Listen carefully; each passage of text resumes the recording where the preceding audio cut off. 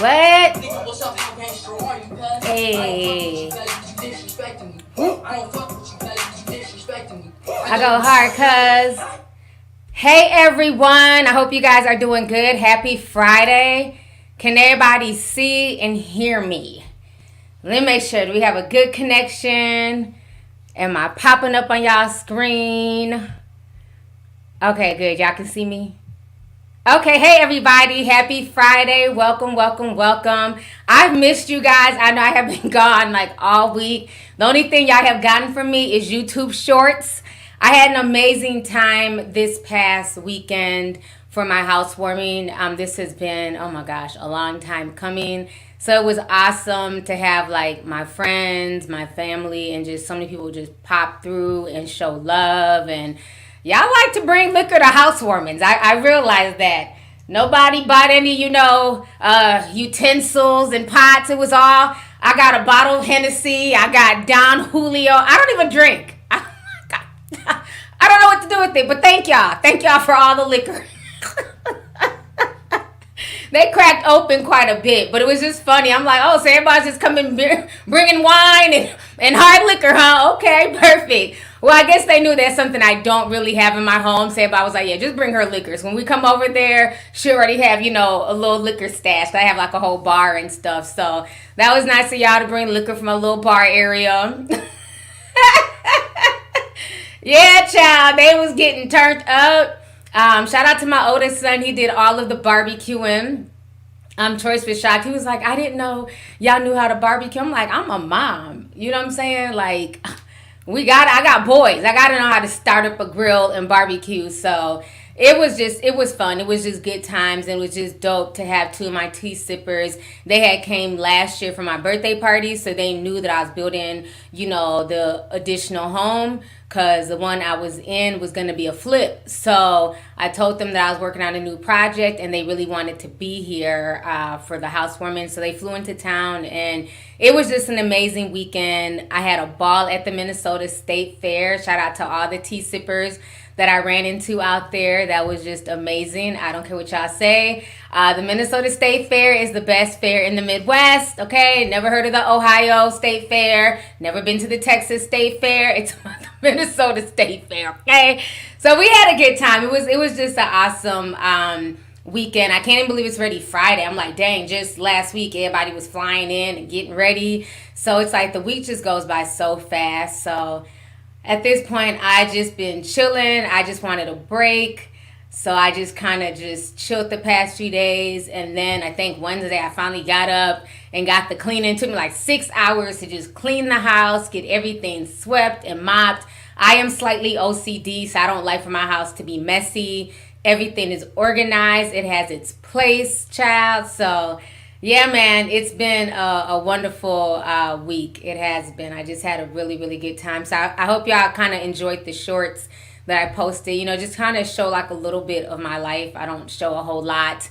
You know what I mean? So it's nice for people to see me outside of just sitting here. Once again, I'm not short. That was a rumor from the haters. You know what I'm saying? So I don't know why people are constantly shocked that I'm not 4'11", but it is what it is.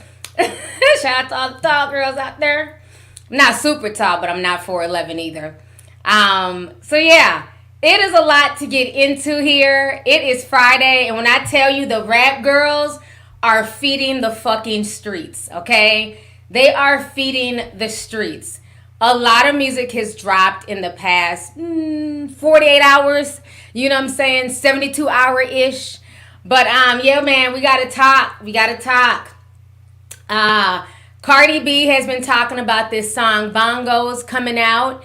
And so everybody was pretty excited for this, you know what I'm saying? Because we've had a bunch of collaborations from Cardi over the past few months. But we haven't seen a Cardi B, Meg Thee Stallion collaboration since WAP. And WAP was a big deal. You know what I'm saying? Like WAP broke numbers. It broke records. It caused a lot of conversation. You had Ben Shapiro's old ass, you know what I'm saying, regurgitating the lyrics and stuff like that. So WAP, honey, definitely was a big deal back in 2020. So, I did my Zoom meeting yesterday. So we did have a very, very productive Zoom meeting yesterday. And so, I was tired, but I was like, well, I got to stay up. Cardi B and Megan, they're about to drop this bongo song.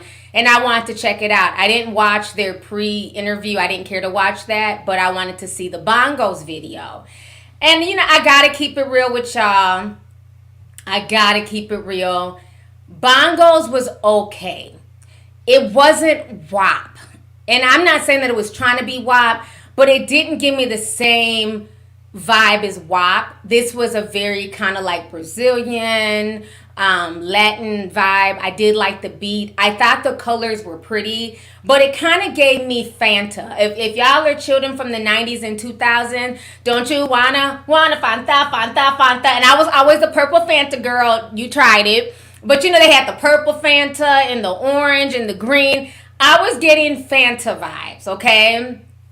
But I thought the visuals were cool. I thought they both looked really pretty. I loved just the different outfits, the one with all the colors and the swirls. I thought that was cool. I liked that Cardi's braided skirt. I thought Meg looked good. Meg has lost a lot of weight. So she definitely looked good. But it was just kind of lackluster a little bit. It did not give what I wanted it to give, okay? I'm just keeping it real. I love the visuals. Another thing that kind of bothered me, it was just, and I don't know if this is these record labels are not, they're not helping the girls. They're not really putting into their artists. It was a lot of drinking and chip eating. After a while, it felt like a big advertisement. Okay, let me just show y'all some screenshots. It was giving me advertising tease. I'm like, did Cardi just eat a bag of chips or whatever she was eating? It was very strange. It was just constant, things were being eaten, things were being drunk. There was some man there. And forgive me, I don't drink, so I don't know if this was liquor, if this was water. Where is this? Hold on. Let me pull this up. It was a lot of just random advertising. There was a refrigerator on the beach with cold drinks. It was a lot. It was a lot. Hold on. This was the one. This scene felt too long. It was just too long. Again, I think it's a liquor that he's drinking, but it was just it was just being poured down his throat for a good, 20 seconds. I'm like, come on now, let's is this a commercial or a video? It was way too much advertising. We're dancing, we're looking sexy, then crunch chips. We're dancing, looking sexy. Oh, let me go ahead and drink some liquor. It was a bit much. Is that Oh, that's what Casamigos looks like? I don't drink, child. They probably bought me a bottle of Casamigos in there. They bought a lot of different liquors. Okay, so it's Casamigos. I didn't know what he was. Well, damn, people just drink liquor like that? Because the way they was pouring it for so long, I thought maybe this is some new water or something. So that was liquor. So that's how we drink liquor nowadays. Okay, I just, just drive the boat, child. Just drive, just drive and crash. I don't know. But the Casamigos. Yeah, it was just a lot. It was a lot of advertising for food products, drinks. So that was a bit distracting, and I've been noticing that a lot in this day and age. And I don't know if it's because the record labels are not really putting into the videos. They're not, really paying for stuff. So they're having to put all this weird advertising in there. Because like I said, just the random refrigerator of just cold drinks. I'm just okay. But yeah, I just, it didn't give me what I was expecting. I'm going to be real with you. I think a lot of people were waiting for Meg's comeback, right? We haven't really gotten too much from Meg since before, the beef songs with Kelsey. So I think a lot of people were waiting for Meg to come back and kill it. I think that Meg should have came out on her own first, just being honest. I don't think that she should have came out after a long hiatus with a collaboration. In my personal opinion, I think she should have just came out first, killed her shit, talked her shit, popped it off, popped off at the haters, the people who didn't support her, went, at Drake, Nicki, just whatever. I think she should just popped off on her own first and then maybe did a collaboration. I also got summery vibes. Okay, so they're on the beach. Like I said, they both look good. They're in swimsuits, bikinis, but it's fall. It's now September. Like I felt like this should have been out in, during Leo season, Cancer season, around that time, because now we're heading into fall, especially up here, up north. It's, it's going to be chilly soon. So, but it gives me like more of a tropical vibe. So I just felt like it didn't hit as much as I wanted it to hit, but there were a few lyrics that did pop out, and I think maybe it's because the beat, and it was more like, kind of like a Latin flavor. I think they should have went a bit harder with the disses. I wasn't feeling the cadence. It's almost like there were diss tracks in there, but it was very easy to miss the disses because they weren't popping off like that. Like, when I listened to Tamar too, she was popping her shit. You know what I mean? Riding with my twin and then, and we all look good as fuck. She said she my ops. I don't know. I had to look her up. Like, there was so many little, you know what I'm saying? I didn't get that. You know what I'm saying? Meg was like, hoes pop pills, but I'm the one they can't take. Hot girl shit, I'ma make something shake. I know these stiff hoes can't relate. Girl, I needed her to like kill that part. We know you talking about pill popping Nicki Minaj and her Percocet issues. We know that's who you talking about. I needed her to bring that cadence. You know what I'm saying? Hoes popping pills, but I'm the one you can't take. You know what I'm saying? Like, you're supposed to be angry. You're supposed to be tough. Sorry, that's the rapper in me. Let me calm down a bit. Like, I wanted her to come raw, because I know how Megan gets down. I needed her, like, get out that sexy, sultry shit. Girl, you supposed to pop your shit. That girl said you a bozo. That 40 cal make them go, you know what I'm saying, do the go-go. You supposed to pop your shit, okay? That was the line. You supposed to pop your shit, Megan. You not get it. You sexy, you lost weight. You know what I'm saying? Stomach on flat. She was looking good. But I needed her to pop off harder. Because like I said, I had to go back and listen a few times to Cat. I'm like, oh shit, I didn't even hear that the first time. Because it wasn't like, it didn't punch me in the gut. Okay? Just kind of did this. It didn't punch me in the gut. And I know she can go harder than that, okay? I needed her to like really emphasize, these hoes is popping pills. Okay? And then there was another part where Cardi B, popped her shit. But again, the enunciation, the cadence wasn't hard. She said, my BD amigo, your BD a 0. I needed that to be harder. My baby daddy amigo, bitch, your baby daddy a 0. I needed that to be a little bit harder. Cause that was cool. We know she talking about Kenneth Petty. We know he wasn't, whatever, honey. That's Nicki Minaj's husband, baby daddy. You know what I'm saying? But if he wasn't with Nicki, y'all would call him a Dusty. Let's keep it real, okay? So those were some hard bars, but I needed them to like really bring it. I needed more energy. I needed, you know what I mean? Somebody said T-Pac in the building. Yes, ma'am. Yes, ma'am. I needed, like, if y'all gonna throw disses, y'all gotta, you know what I mean, bring it. Like that's how Lotto did. When she put it on the floor, she put it on there. Bitch, you must have not took your meds. You know what I mean? Let us know who you talking about, because on Ruby Red the Sleeves, Nicki didn't give a fuck. She went in crystal clear. She let y'all know who she was talking about. She talked about face cards and 40 cals and all that stuff. So I think that's my thing. I wish they would have just went harder. I felt like they were trying to be a bit too saltery, and so if you're going to throw disses, come hard with the disses, you know what I mean? But other than that, I thought it was cute, but I don't know, you know what I mean? I think for me, again, like I've been saying, I want a Cardi B album, okay? I want an album. Like, I'm cool, the singles are cute, but I want an album. Everybody's ready for an album, but now we got word today. Malachi posted in Telegraph that she came out and said she's not going to drop an album this year. So me as a fan, I'm disappointed because I want an album. It's been 5 years.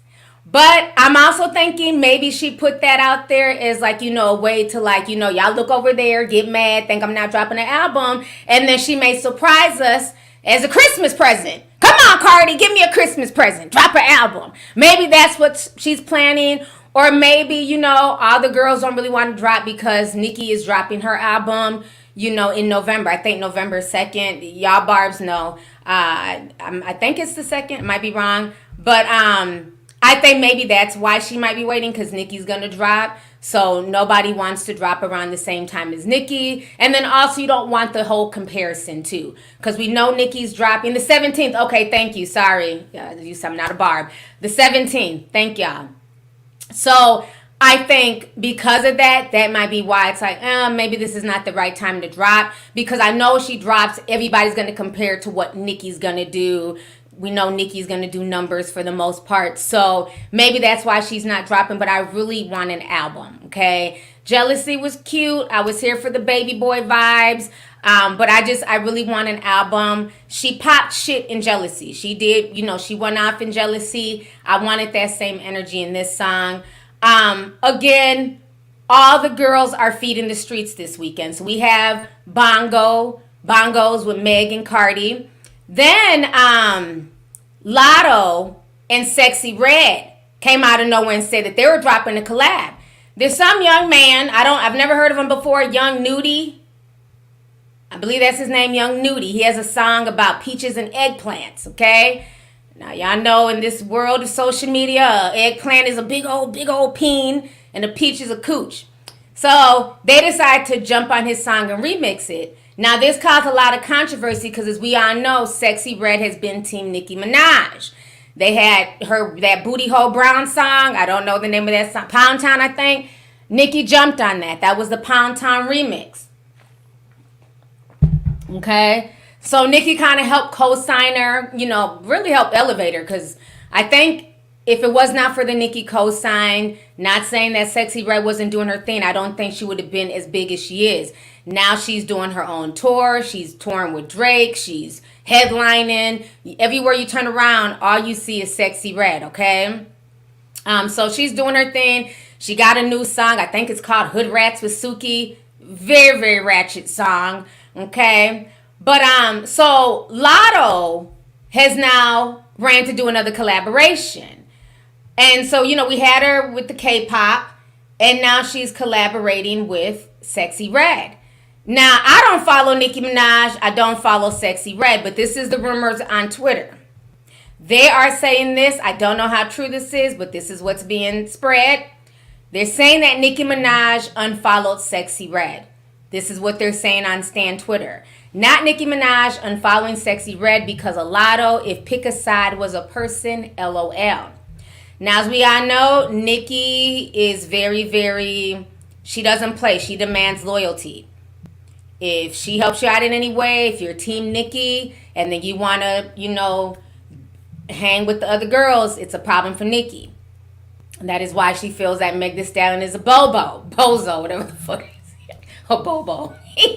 She said Meg is a bozo because she does not like the fact that Meg went to go do WAP with Cardi and it went #1 and stuff like that. So I think she's feeling a way about Sexy collaborating with Lotto. I'm not mad about the collaboration because I feel like this isn't Sexy's beef. Sexy's trying to get a bag. She's trying to, she hunting for her baby daddy and all that stuff. You know what I mean? So I don't know. Like I said, that's what they're saying. I don't know if she unfollowed her. Some people are saying that she didn't. Nicki did not unfollow Sexy Red. Her IG page was taken down. Whose IG page was taken down? Oh, okay. Well, I got that from one of the barbs out here was saying that Nicki unfollowed her. So if she did not unfollow her, then great. Okay, thank y'all for writing that. That's what they were saying. So they're saying that Nicki didn't unfollow her, that somebody's page was taken down. So, but I know it did cause controversy. We're not going to act like the barbs weren't mad. There was a lot of barbs dragging Sexy Red for collaborating with Lotto. So that was a big controversy on Twitter. They felt like Lotto has thrown too many disses at Nicki for Sexy to be working with her. But like I said, I don't think that anybody should have to really pick a side. In my personal opinion, I feel like at the end of the day, it's business. And Sexy Red is looking to grow. That was great that Nicki Minaj jumped on her remix and, helped her out. But now other people are tapping her on the shoulder. You know what I'm saying? So her and Sexy Red do this Peaches and Eggplant song. Very sexual song. So let me. I wrote down some of the lyrics. Um. Okay, so it's just. I think this was Lotto's part. If he don't eat me out, then he gotta go. Put a thumb in my booty hole. And then Sexy Red is eat me out, dick me out. Wait, no, eat me out, dick me down, dick me down. Okay, then she's talking about nut in my coochie, slap my booty, nudie off them perks. He want to know how this pussy work. Just a bunch of just ratchetness, okay? Just the song from start to finish was very ratchet. But again, I will say this. There were more punchlines in this song with Sexy and Lotto that stick in my head than Bongos. Just keeping it real. She had way more punchlines. They both did. Okay? That literally like there is probably gonna live in my head rent free all weekend. So again, all the girls are talking about the same thing. You know, the cooch, wet, raw. Nobody uses condoms. I just hope everybody's on birth control, because y'all let it imitate these female rappers. STDs are real, she's in the song screaming she wants, no condoms, just nut in her. Very, very vulgar song, okay? So I will say, but again, I don't want to be like that old auntie knocking them, because again, I come from the era of Little Kim, Foxy Brown, they were making Sprite cans disappear in their mouth and swallowing babies and all that weird shit. So I don't want to necessarily knock the young girls, but I will say that there was a variety though when we were younger. So for the girls who thought like that Little Kim was way too vulgar, they had Lauryn Hill, they had Queen Latifah, they had there was just a variety. They had Raw Digga, they had other women that were out. We listened to Trina. Trina was off the chain. I don't know Nan. I don't know Nan. Jocking me, slowing down or stopping me, climbing all on top of me. If you ain't gonna fuck me properly, there's got to be, possibly, a dick that ain't too soft for me. Get your ass up off of me. I mean, like, that song was in my head rent free. Nan was crazy. She was talking about having a threesome and all this stuff. So, they're not saying anything new, but they're definitely way more vulgar in this day and age. Just way more. They don't want condoms. They just want a nut. They want fingers in their butt. I mean, they're very, very vulgar. You know what I mean? So, I don't think this song is for children's ears. I don't want to see, the tweens of TikTok dancing to eggplants and peaches. Oh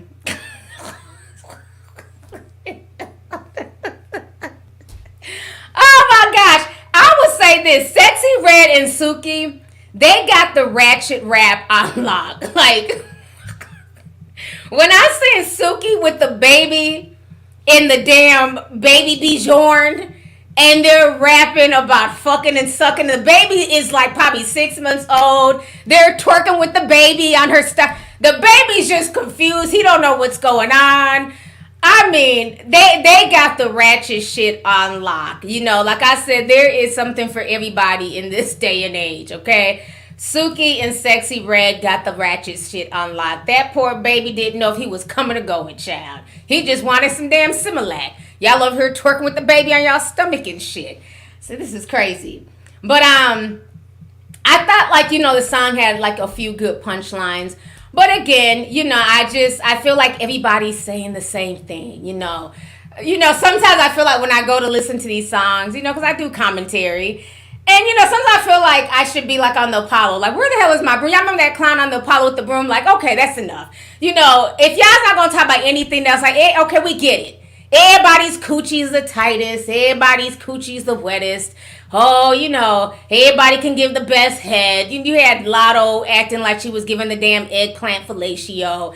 It's like, okay, all right, that's enough, y'all. That's enough. Like, when can we get something else? I just feel like coochie is just constantly mentioned. Like, when can we get, like, something... Like I said, I like the ratchet shit, too. But I also like it to be a little bit covert, right? Like, even in Tomorrow 2, she was like, that nigga munching, he gonna eat me like a mango. That was oral sex, but it was covert. It was cute. You know what I'm saying? So I liked it that, but it's just now it's just like, oh, we on some perks. He want to see how the coochie works. There's just nothing covert. It's just out there. Yeah, the Sandman. Yeah, that's what he was called. Sometimes I just want to, just bring out my broom. Like, okay, that's enough from you. Just move. So new lyrics, something new. Okay, but now let me go ahead and talk about this person. This is what really, really surprised me. Gorilla just dropped 2 days ago, and I didn't know this. Gorilla, Gloss Up, Slim Roni, K Cabron, Aliza, and Tay Keith. Now, I don't know all these girls, but I do like Gloss Up. James has been putting me up on Gloss Up. I didn't know who she was. These are all Memphis chicks. I really like Gloss Up. I like how she flows. I like her cadence. I like her. I've heard several songs from Gloss Up. She goes hard, okay? Glorilla's new song, Wrong One, I loved it. I liked it. There's a little bit of sex in there, a little bit of twerking, but it wasn't all about that. And then they brought it back to, like the little nostalgia from the movie that Queen Latifah and them was all in. What was that? Set It Off. I thought that was really cute with them on the roof. I really liked it. Have y'all seen Wrong One yet? I thought it was nice. Yeah, Glorilla's doing her thing. I really liked that song, Wrong One. I thought that was dope. I liked it. He had the right game. He just picked the wrong one. I'm going to show him I'm that bitch. I'm my daddy's son. Like, I don't know. It's just cute. I thought they were all giving in that song. So, like I said, the girls are definitely feeding the streets this weekend. But I have to say that out of all of them, I do like the Glorilla song. I thought it was something different. And I just like all the girls. They were just kind of doing their thing. They were popping their shit. All their voices were really deep. So their voices were like different. You know what I mean? So I like that song a lot. Like I said, I think Sexy and Lotto, I think their song is definitely a club song. And I like the fact it didn't have a season tied to it. Whereas like with Cardi and Meg, that felt very beachy, very summery. With Lotto and Sexy, child, you could play that in the club at any point in time in the fall, and people will dance to it, twerk to it, and turn up. I don't think that Sexy's verse was too bad. I just don't think she's like the most like. I just don't think she's like the best rapper, right? I think with Sexy, people like her persona. People just like that she just doesn't give a fuck. I think that's where a lot of love comes from her. I don't think it's really her lyricism. I think her raps, to me, when I listen to her rap, it tickles me more than anything. She's not anybody I'm like, oh my God, oh, bars. Like, I think it's funny. Like, when she raps, she just says like some like the most off the wall shit. So to me, it's funny. But Lotto's definitely more of a rapper. Lotto definitely had a bit more bars on that song. So I did like that. The only thing I did not like about Lotto's bars is that she shouted out, I think, what's his name, 1090 Jake. I didn't like that. I'm tired of like people shouting out these culture vultures, like, like stop. You know what I mean? I didn't like that. But other than that, I did like her lyrics for the most part. But Wrong One, I definitely like that. I'm thinking, I hope these Memphis girls are next. I think the Memphis girls are definitely doing their thing. And like I said, Gloss Up, I really, really like her style. I like her cadence, her flow. You know what I'm saying? So I like it. I do. Somebody says Sexy raps like 50 Tyson. Ooh, I forgot all about 50 Tyson. Yeah, I just think Sexy came out of nowhere and she's just herself. And one thing I do like about her, I will say this. I like the fact that she wears glasses. I don't know why. I feel like that, to me, I just like that. I think it's cute. That not that she can't see, but I think the fact that she wears glasses, I don't know why that's so cute to me. I hate the tattoos and, the ratchetness, but the glasses, it just makes me feel like she's just a regular girl. Like, she's not trying that hard. She could have got contacts, LASIK. She definitely has the money now to go get LASIKs. But I like the fact that she just wears her thick-ass glasses. She knows she can't see. She don't give a fuck. You know what I'm saying? Yeah, I can't see, but I can fuck. I like that. I like the fact that she wears glasses. You don't see that in the industry. I just think it's cute. I don't know why. I just think it's cute. Every time I see her just, she's so stiff just trying to dance, you know what I mean, and rap with her little glasses and stuff. I just think it's cute. I do like that about her. But yeah, the Memphis girls are doing their thing. They definitely are. So it's a lot. Like I said, the streets are going to be fed this weekend at least. We'll see if Bongos goes to number one. They did their thing with WAP a few years ago. Will this go to number one? I don't know. But I think from what I've been seeing on social media, the reviews are mixed. A lot of people really love the visuals, but people are like, it's one of those songs. If it comes on, I'll listen to it, but it may or may not be in my playlist. And then maybe it's one of those songs that have to grow on you. But for me, like I said, I like the colors, I like the visuals. I just didn't like all of the ad placements. It just became a bit too much. Like I said, like if I'm watching for the dance moves. I don't want to see people eating chips. I don't want this man driving the boat for like 30 seconds. It just was a bit much with the advertising in there. But shame on the record labels for not taking care of their artists, because that's what it's starting to seem like. Because I'm starting to see more and more like just blatant advertisements continuously in a lot of these rap videos nowadays. So yeah, let me go ahead and read some of these comments here. Let me see. Kachif said 1999 says, "Hey T, you just gave my best friend and I our birthday gifts by going live. His birthday is today, mine is tomorrow. We are both diehard tea sippers. We love you and can't wait to meet you one day. # Discord gang." Thank you so much, and happy birthday to you and your best friend. Thank you for tuning in. I really appreciate y'all. Shout out to y'all. We're in Virgo season, so shout out to all the Virgos out there. Let's see here. NO sent 199 says, "Hey T, do you have dating tips? I'm shy as fuck." Thank you for the super chat. Not right now. Let me go ahead and keep reading. Trip down memory lane says, "Jay, I love you T. My birthday is 9/16. Just in case I forget, can I have a birthday shout out?" Happy early birthday to you, and thank you so much for joining me today on this live stream. I appreciate you, love. Thank you. David sent 499 says, "You look great, T." Thank you so much, David. Appreciate you, love. Eric Thompson sent $3 says, "Did you hear about the prisoner loose in PA?" I did. He's been loose for 8 days now. Hopefully they find him soon. But yeah, I did hear about that. Thank you for the super chat. Lynette Goody sent 10 says, "Hey T, I'm finally catching a live. Not my first, but I'm glad I got the notification. Love you. Been here since 2017. That's awesome. Thank you so much for coming through. Appreciate you." Yazel says, "Hey T, missed you. Always happy when you bless us with a live." That's what's up. Thank you for coming through, sis. Let's see here. Shy Guy says, "It's been a while since I sent the super chat. I love your lives. They always make my day. Love you too." Thank you.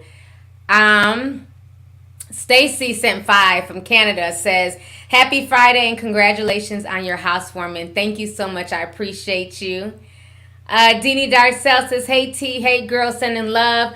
Coming through like Raz B in the Britney Spears low-rise panties. Love you and the Discord. Love you too." That Raz B video had me tripped out when y'all posted that. We was up last night till like 2 o'clock in the morning clowning on Discord. I'm like, what the hell's wrong with Raz B? With them neon yellow boots. He was clowning. Thank you for the super chat. Double Edged Sword says, "Hey T, been missing the lives lately, but never miss replays, podcasts, true crimes, and the Discord family. Be having me in stitches and informed. Hit the like, y'all." Thank you so much. Appreciate you, sis. Thanks for coming through. Bianca Gutierrez sent $49.99. Thank you so much. She says, "Hola, lovely T. Thank you for all you do. Much appreciated." Thank you so much for the love, sis, and thanks for coming through. You are more than welcome. I love what I do, so thank you. Hamilton said $10, says, "You know about it." Thank you, Hamilton. Appreciate you. Donnie sent $2, says, "Love you, T. Meg encouraged Nikki to abort her baby." Oh. Was that real, though? Was that Nikki just talking? I heard something about that. Child. All right. Well, thank you for the super chat, love. Let me see here. Oh my God. Black Sand sent $299.99. Oh my goodness. We got another money bag Mo in the house. Black Sands, thank you so much for the super chat. I really, really appreciate you. He says, hey T, I haven't been able to catch a live stream in a while. Just had to sneak away from my patients and show you love. By the way, thank you for your infectious and beautiful spirit. You've encouraged my husband and I to try again for a baby. We'll keep you updated. Thank you so much. I appreciate it, and good luck to you and your husband. I hope you guys are able to conceive a happy, healthy baby. So thank you so much for coming through. I really, really appreciate that. Man, that is awesome. Y'all be showing love, man. I appreciate it. Marvin D says, hey T, looking gorgeous as always. Love the nails. Thank you so much. Thank you. I finally found a new nail tech. We were having this conversation on my other Instagram page. Well, my other page is gone, child. I only got one Instagram page. But on my new Instagram, which was my backup, I have been having issues with these new nail techs. I feel like a lot of them are lazy. Not all, of course. They don't like to do designs. All they want to do is just paint nails, just, do gel nails and send you out the door. And people who know me, I've been doing nails since I was 14. I have like the whole everything. Drills, gems, dotting tools, stripe tools. Like I have literally every color nail polish. But I don't have the time anymore to take care of my nails. I'm just busy. I got a lot going on. And it takes me about 5 hours to do my own nails. My nails are real, by the way. These are not fake nails. So it takes a long time because you got to be extra careful with my nails because they are real.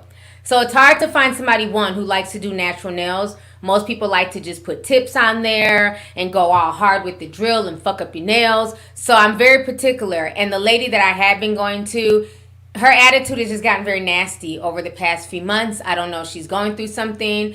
But, when I walk in and I say good morning and you can't even say good morning back and your response is just sit down, you got me fucked up. You know what I'm saying? And I'm not going to beg anybody to take my money. And so the last time I went to see her, when she did my last nails, which were purple, that was the last time. She's trash. Her attitude is trash, and I will never be back.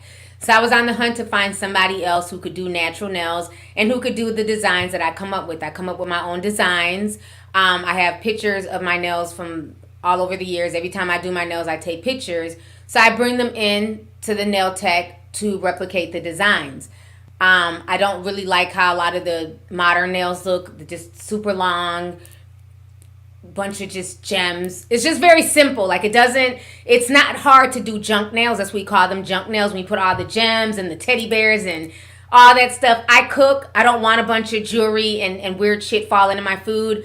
So I like my nails to be designed like the 90s. I like stripes. I like dots. I like glitter. I like people who can think really abstract because that's how I create. So I found the perfect dude yesterday, and he did them. Like, he was able to replicate the design that I wanted. So thank you. I'm glad you like my nails. So I'm glad I found somebody who can do them. But to the modern nail techs, like, y'all got to step y'all's game up. Stop being so lazy. There's so many dope nail techs because I follow quite a few. Well, I did on my other page. I got to find them again. But there was one of my nail techs, Sinful Creation. She's so dope. She's a tea sipper. She did like a whole like tea sipper nail set. Just really, really dope. Like, she paints them from hand. And back in the day, you had to know how to do designs. They had airbrush machines. And now the only thing they can do is paint. It's insane. So, yeah. Somebody needs to be blocked. Well, where are the moms at? Get their ass up out of here, honey. Yeah, who mad? Who in here mad? You mad? Go watch somebody else. We got 7,000 people in here. If you don't like what I'm talking about, get your ass up out of here. You ain't got to watch me. There's plenty of people right now who are live. So whoever's in here complaining, get their ass up out of here. Do I need to bring up some more mods? We block Yana over here. You either act right. Oh, it's a barb. Well, you can get your ass up out of here. It's always a barb. What you mad about? Because I don't know about Nicki's beef with Megan. That's their business. I don't follow neither one of them. Again, y'all be here. I'm not a Barb. I'm not Team Nikki like that. So go follow a Barb page. I'm sure there's a Barb right now live. Go give her some views. Okay? I fuck with the Barbs who have common sense. So whatever Barb is mad, because I don't know the ins and outs of Nikki and Megan's beef, I don't care. I don't follow either Nikki or Megan like that. Y'all know that. Look, Julian said, can I be a mod? You just got here. I like mods who I can trust. Oh yeah, don't get them out of here. You know what I'm saying? And don't get it twisted. I mean, I have a lot of Barbs who rock with me. Because even in my Discord, there's a lot of Barbs in the Discord. And I did not know that until I went to the Nicki Minaj concert at Essence. You know what I'm saying? When Spotify brought me out there, gave me front row seats. You know what I mean? I was amongst all Barbs. And I had a good time. It was a great show. And it was just so funny. Like, it was so many Barbs in the Discord. I was like, I didn't even know there was even Barbs in here. It was like, oh my God, you got to see Nikki. Oh my God, Team Nikki. I'm like, what are all these Barbs doing in my Discord? Dyson and everybody else. You know, I knew about Malachi and Umbertone, child. I said, damn, half the Discord is Barbs. So, you know, I rock with Barbs, but it's the insane ones I don't fool with, okay? But there's a lot of good Barbs out here who, you know, who have common sense, who rock with me. But I don't get involved in all that in and out beef shit. I got other shit to do, child. We over here flipping houses. I ain't got time to be worried about their beef. Their beef don't pay me like that. Y'all be going so hard for people. Just understand, you know, why y'all going so hard for your faves. I hope, you know, again, y'all got y'all's money stashed. Y'all got y'all's bank accounts up. Because we are going to be dealing with hard economic times. You know, y'all go harder for people that y'all don't know than you go for yourselves. I'm just saying. All right, so now we got to talk, because I got to catch up on all this stuff I missed this week. So this is going to be a long stream. I've been on here for already 40 minutes. So I got to talk about this whole situation with Erica Mena and Spice. And then we had Tamar, and, you know, it's just been a lot. So Love and Hip Hop. Now, I didn't know initially that Erica had gotten fired. Marnell ended up texting me. I think we're like in the middle. I don't know. I was doing something, child. We was over here housewarming. And I got a text that Erica got fired. And I was very surprised that she got fired. So I finally got to catch up on the episode of Love and Hip Hop with Spice and Erica getting into it. And we talked a little bit about it last week, you know, where Erica was upset. She called Spice, you know, a blue-haired monkey. You know, Spice was talking about Erica's parenting and how Erica's son didn't like her and all this stuff. And so, as I went further into the episode, it got on my nerves. I didn't like the episode at all. I felt like it was a lot of moral grandstanding, if y'all know what I mean. It was a lot of fake ass moral grandstanding with the Love and Hip Hop cast and producers. Now, do I agree with what Erica said about Spice or her, you know, using racial terms? No, I don't. But like I said, I felt like they were both wrong. They were both digging below the belt. But I thought it was very, very fake. Because, so you mean to tell me this is the straw that broke the camel's back? And then to hear like, you know, Kirk? Oh, I'm a dark-skinned man and I got made fun of in colorism and that's unacceptable and racism. It was all this fake moral grandstanding for me that I don't like.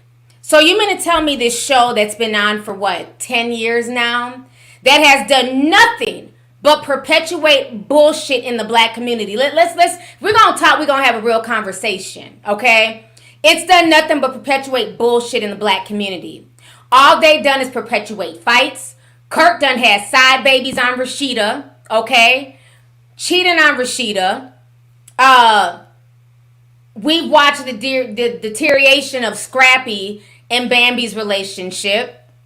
Spice has gotten into just as many fights on the show as anybody. From the time she came on, she got into it with Tokyo Vanity, Tommy. So she's fought a lot of times on the show. Erica Mena was involved in a domestic violence situation. Remember when she beat up Sin Santana? whooped her ass, kept putting hands on her all through Love and Hip Hop New York. Okay? We've watched people have abortions. Jocelyn on the show. So you mean to tell me this is the straw that broke the camel's back? Her calling her a blue monkey? That's the straw? So y'all participate in all types of fuck shit. Y'all perpetuate all types of nonsense. None of the women on these shows ever get along. All they do is beef and fight. But now we're upset. This is disingenuous at best. Do I feel bad that she lost her job? No, I could care less. But I don't piss on my leg and tell me it's raining. You're not doing this because you care about black women. Did I freeze?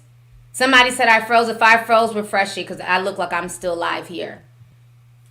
Don't tell me that you care about black women and colorism and dark-skinned people and all this bullshit. No, you don't. What it is that right now, a lot of these shows are on thin ice. Network television is dying.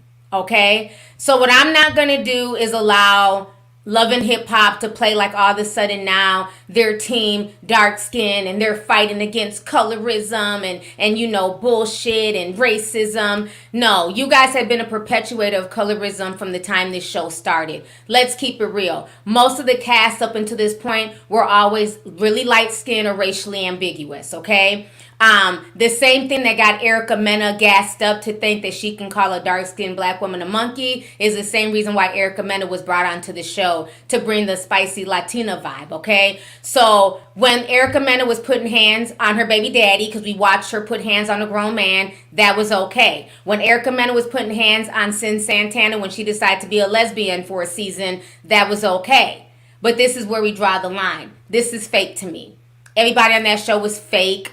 All the, oh my God, and colorism, and oh, I can't believe she would say that. They're just doing that to not get drug on social media. And this is why I was having the conversation last week. That I hate the fact that reality television is so immersed with social media. I hate that. This is why I don't respect the reality television of today. This is why it's nothing like The Real World, Road Rules, and all the shows that we enjoyed before social media. Social media now pushes how things are played out. If this is supposed to be reality, this is a part of reality. When people get into it, all bets are off. People talk shit, they say racist shit, they say colorist shit, they drag each other. That's just what it is. And guess what? In reality, there's nobody you can run to. You can't cancel somebody in the real world because they called you a monkey or because they said you're fat or because they said you're ugly or you're bald-headed. You just have to take it on the fucking chin. It's only on social media and on, it's only online and on social media that people try to act overtly moral. But in the real world, a lot of y'all have said a lot worse. A lot of y'all have said a lot worse to me in the damn comment section. Okay?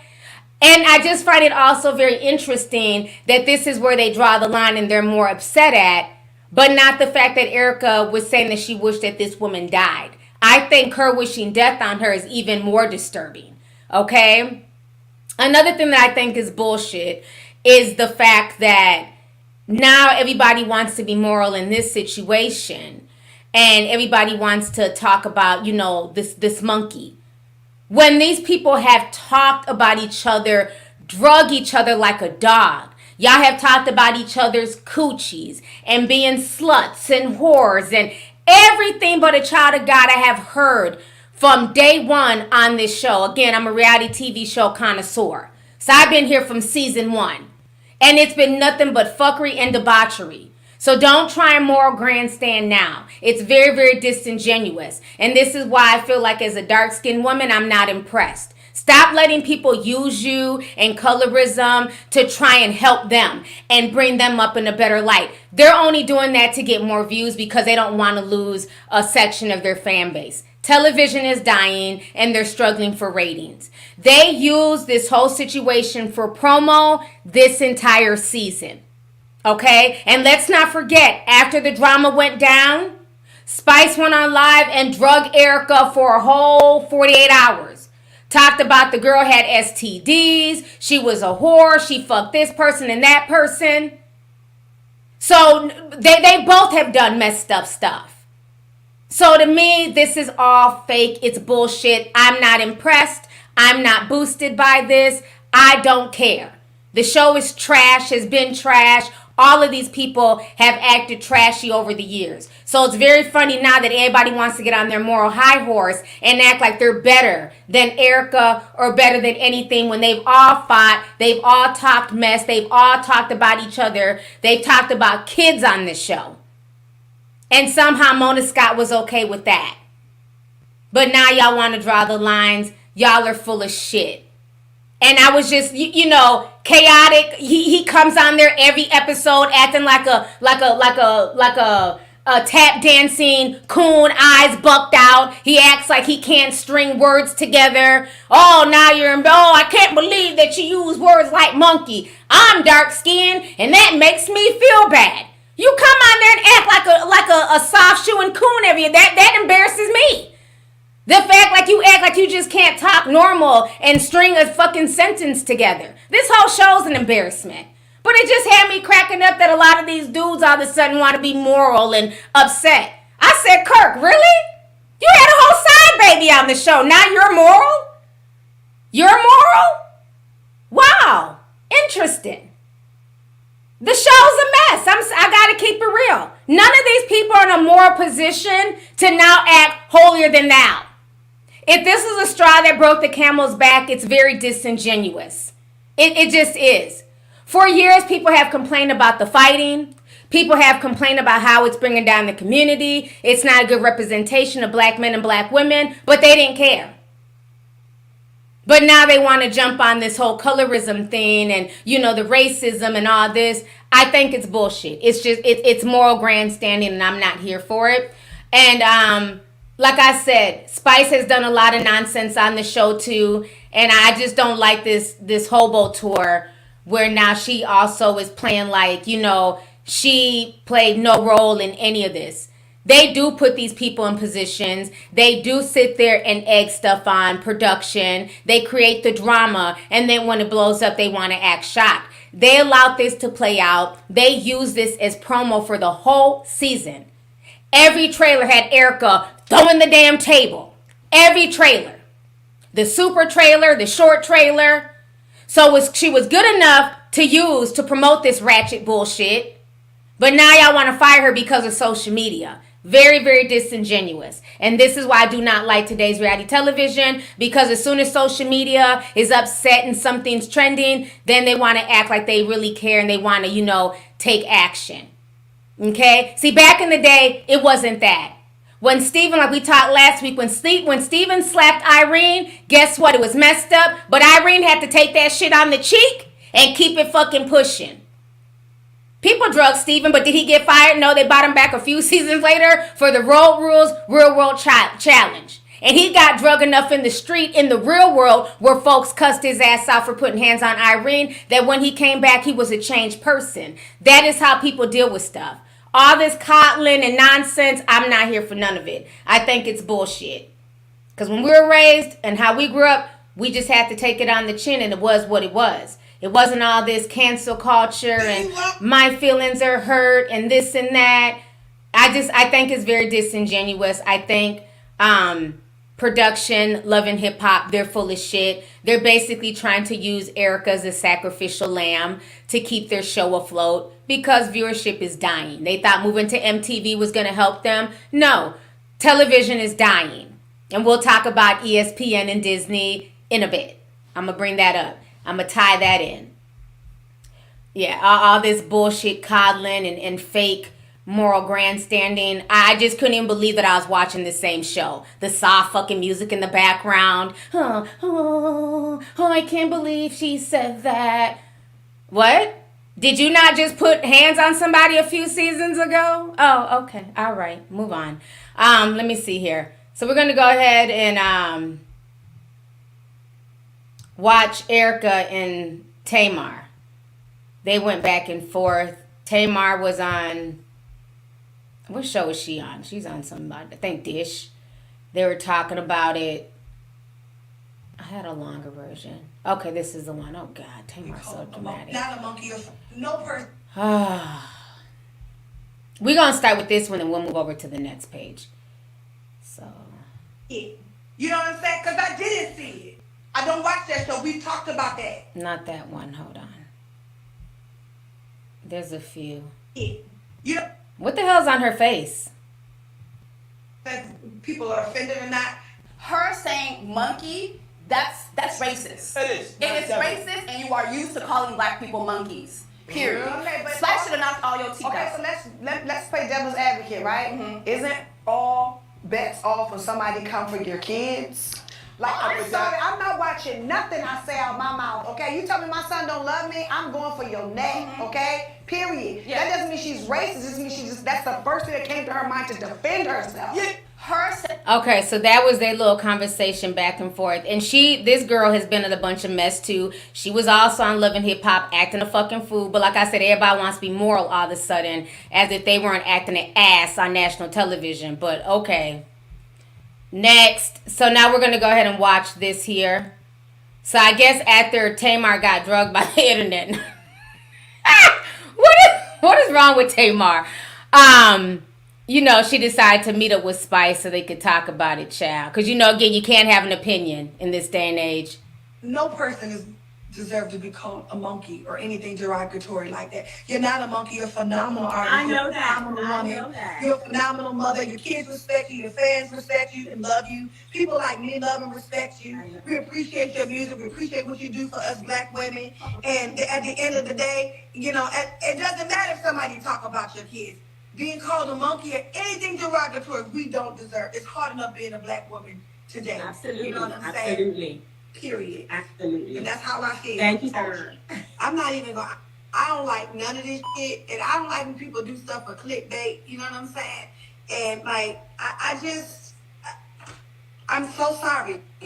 I'm so sorry all of this happened.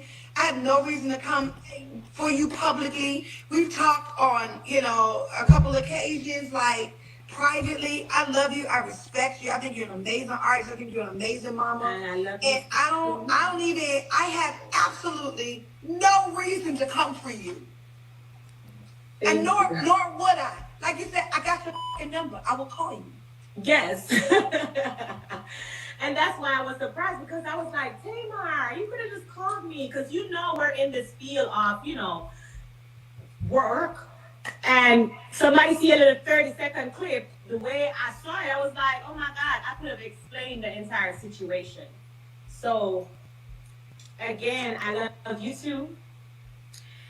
And I know you didn't mean it in the way that you were saying, that it came off to the public. It came off because if you guys see the problem with everybody nowadays, they go along with the clicks instead of like looking at things and doing their own research. And as I told you, I didn't say nothing, you know, derogatory towards you, nor would I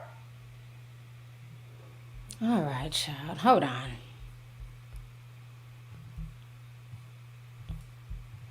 I think there was another one. Give me just a second here. Let me share this tab. You know what I'm saying? Because I didn't see it. I don't watch that show. We talked about that.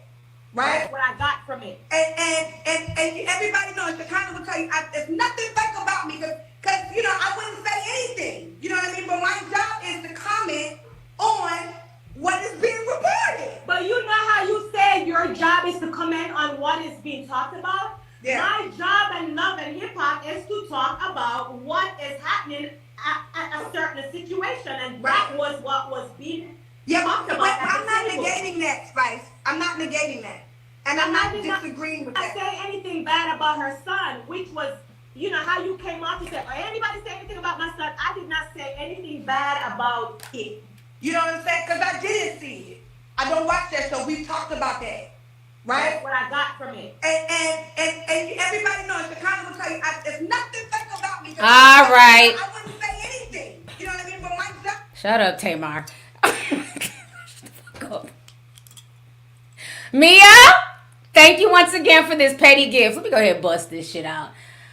Near, near, near, near, near, near, near, near, near, near, near, near, near. don't give a shit about this situation. I don't care enough. Like I said, am I gonna boo-hoo because Erica got fired? Absolutely not. She was wrong for what she said, but I don't like this fake ass moral grandstanding. And my thing is, again, like, this is why I say everybody can't do fucking commentary. Okay? Everybody want to be on damn Dish Network and YouTube and, you know, everybody want to do commentary, but as soon as they get backlash, they get scared. A bitch told me 3 weeks ago I should go to jail because I'm not a fan of Meg Thee Stallion. Remember that tweet went viral? Lovelyti should go to jail. Bitch, the devil is a lie. Lovelyti is still here, okay? I ain't going to jail for no shit like that. I said what I said. I had my opinion. You don't like it, keep it pushing, okay? If you're going to do commentary, stand in your shit. Why backtrack? She feels like, you know what, if you say something about my son, all bets are off. It is what it is. Stand in your shit. If that's how you feel, Tamar, that's how you feel. That's why a lot of people do not watch these shows with celebrities trying to do commentary. I heard the Fox News, Fox Soul show was canceled. I think the Cocktails with the Queens, because it's like they walk on eggshells. They all want to be friends with each other, and why I didn't mean it like that. You said what you said. And if that's how you feel, it is what it is. If you're going to give an opinion, stand in your shit. People want you to backtrack and be scared and, well, I didn't mean it that way. Hey, take it how you want to take it. If you feel like I'm mean and you ain't got to watch me. Move around. So I don't like the fact that she came back trying to backtrack and I didn't mean it like that and me and you have no beef. And girl, you are getting paid to give your opinion. Just like the other girl on there was giving her opinion. She said that she would have busted Erica in the mouth. She didn't backtrack from her statement. That was her opinion. So I don't like it. I don't like it. I felt like at the end of the day, you know what I'm saying, I'm not giving Love and Hip Hop props for firing Erica. It came off to me as very, very fake, very, very disingenuous. What they're trying to do, they're not trying to alienate a section of their fan base because they need it. They need people. They need people in their corner. And those views are dying. So if we have to make her the sacrificial lamb, we will. Because I said, Erica has been problematic. Erica has been doing silly shit for years. And they've always brought her back. Okay? Damn near every cast member on this show has gotten into a physical altercation. Even Rashida. I remember her throwing a big ass candle at K. Michelle. You know what I mean? They've all fought. They've all done stuff. So for this to be like the final straw, to me, is just fake, disingenuous. And I think, thank you, Jay. Very performative. That's all I get from this. So, you know, as black folks, we need to stop looking at this as some type of victory against the spicy Latina. This is not a victory. This is hollow. It's stupid. They're still perpetuating bullshit that makes black women look bad. It's not a victory. So I refuse to celebrate this. I refuse to celebrate this. Now, we're going to talk about ESPN and Disney. Let me see if I can find a real quick clip. Because this is why all these networks is scared. I don't know if y'all are up on the T. Find something just real quick. He was saying something. I was watching this. He was saying some good stuff. So there's a lot going on in the cable industry, in the streaming industry. And I believe this is the real reason why, because you know, it's no longer VH1. Love and Hip Hop is on MTV. And even though it's all owned by the same people, MTV is seen as a bigger conglomerate than, you know, VH1. But yeah, news is dying. We're going to go ahead and watch this real quick. Hey, dispute between Disney and... Let me share this tab. This is what's going on right now in the cable television world. It's really affecting the sports world. For all the sports people, y'all know what's going down. So let's watch this real quick.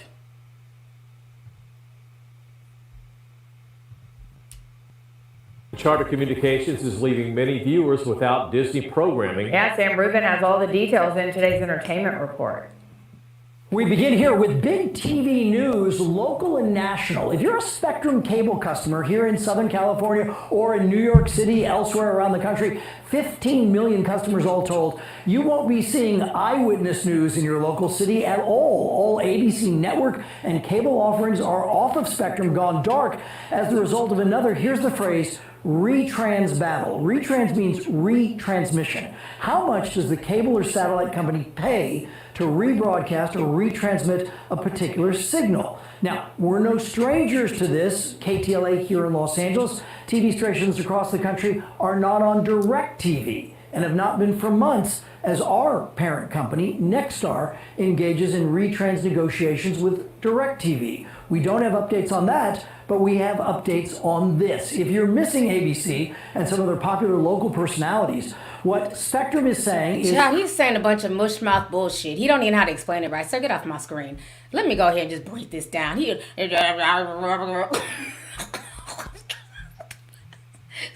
Fuck up. I don't have no patience. I'm sorry. He was just talk. I'm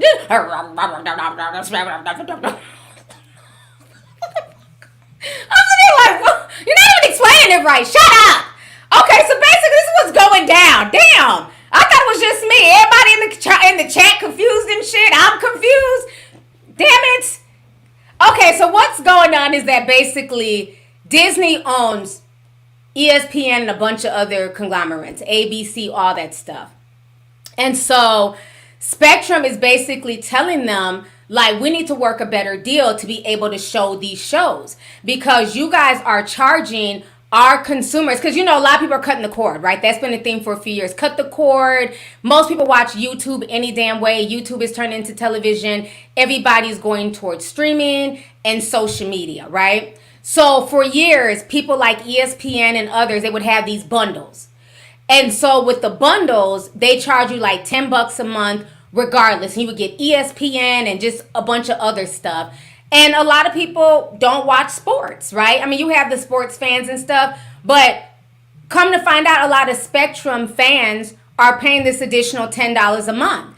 And so they started getting calls like, well, I don't watch ESPN. I don't watch this. I don't watch that. Why am I paying $10 a month additional? That's money I can go towards groceries and bills and stuff like that. And so they started getting a lot of complaints. So when they were trying to do the renegotiation, Disney didn't like what Spectrum was selling, and so they decided to pull out.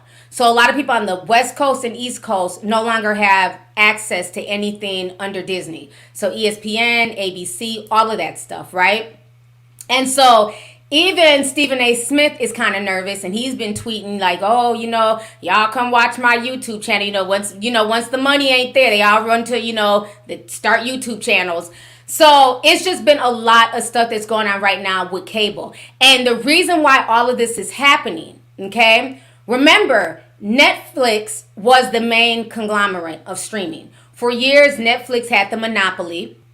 They had, everybody would sell, their movies, their shows and everything to Netflix and get a check.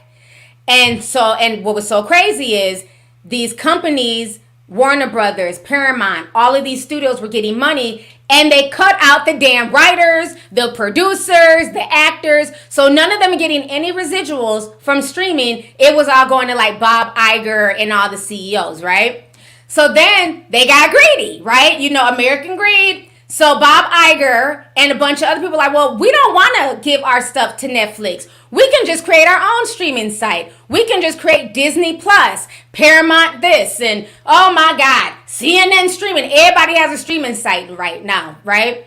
So they took everything off of Netflix, all the Marvel movies, anything under Disney, everything went to Disney Plus. Then they thought they was going to put the wool over our eyes and bring in Beyonce. They don't pay Beyonce damn near $1 billion. I know not that much. I'm over exaggerating. But they gave her a whole hell of a lot of money for that visual album. Remember, she was in Africa and dancing, and, she was in Orishwa, and she was in the water and shit swimming, and, she was doing all the Afro beat, and y'all remember that. So that was the launching of Disney Plus. They thought, Beyonce was going to bring over the Beehive and everybody else. And what they found out is that most Americans don't care, okay?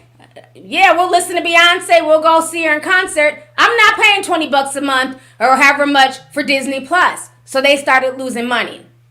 So what's going on now? Yeah, Black is King. Thank you. I couldn't think of the title. Black is King. So they thought that was going to bring a bunch of folks to Disney Plus. Remember, they even had her, tied to the Lion King movie. They did the Lion King remake. They did all this shit for the Disney Plus rollout. And now, fast forward, 5 years later, they're realizing they've lost a lot of money. On top of the Hollywood strike going on, not many people are staying with Disney Plus. Then what all these streaming services try to do, they started trying to bundle. So then you had Disney Plus, and if you get Disney Plus, you get Hulu and ESPN Plus. So they all started trying to bundle together, but they're not realizing the long game. And the long game is that they were smart, maybe hire me for business stuff, Bob Iger. What y'all should have done was continue selling your movie and television show rights to Netflix, okay? Because Netflix was a recognizable brand.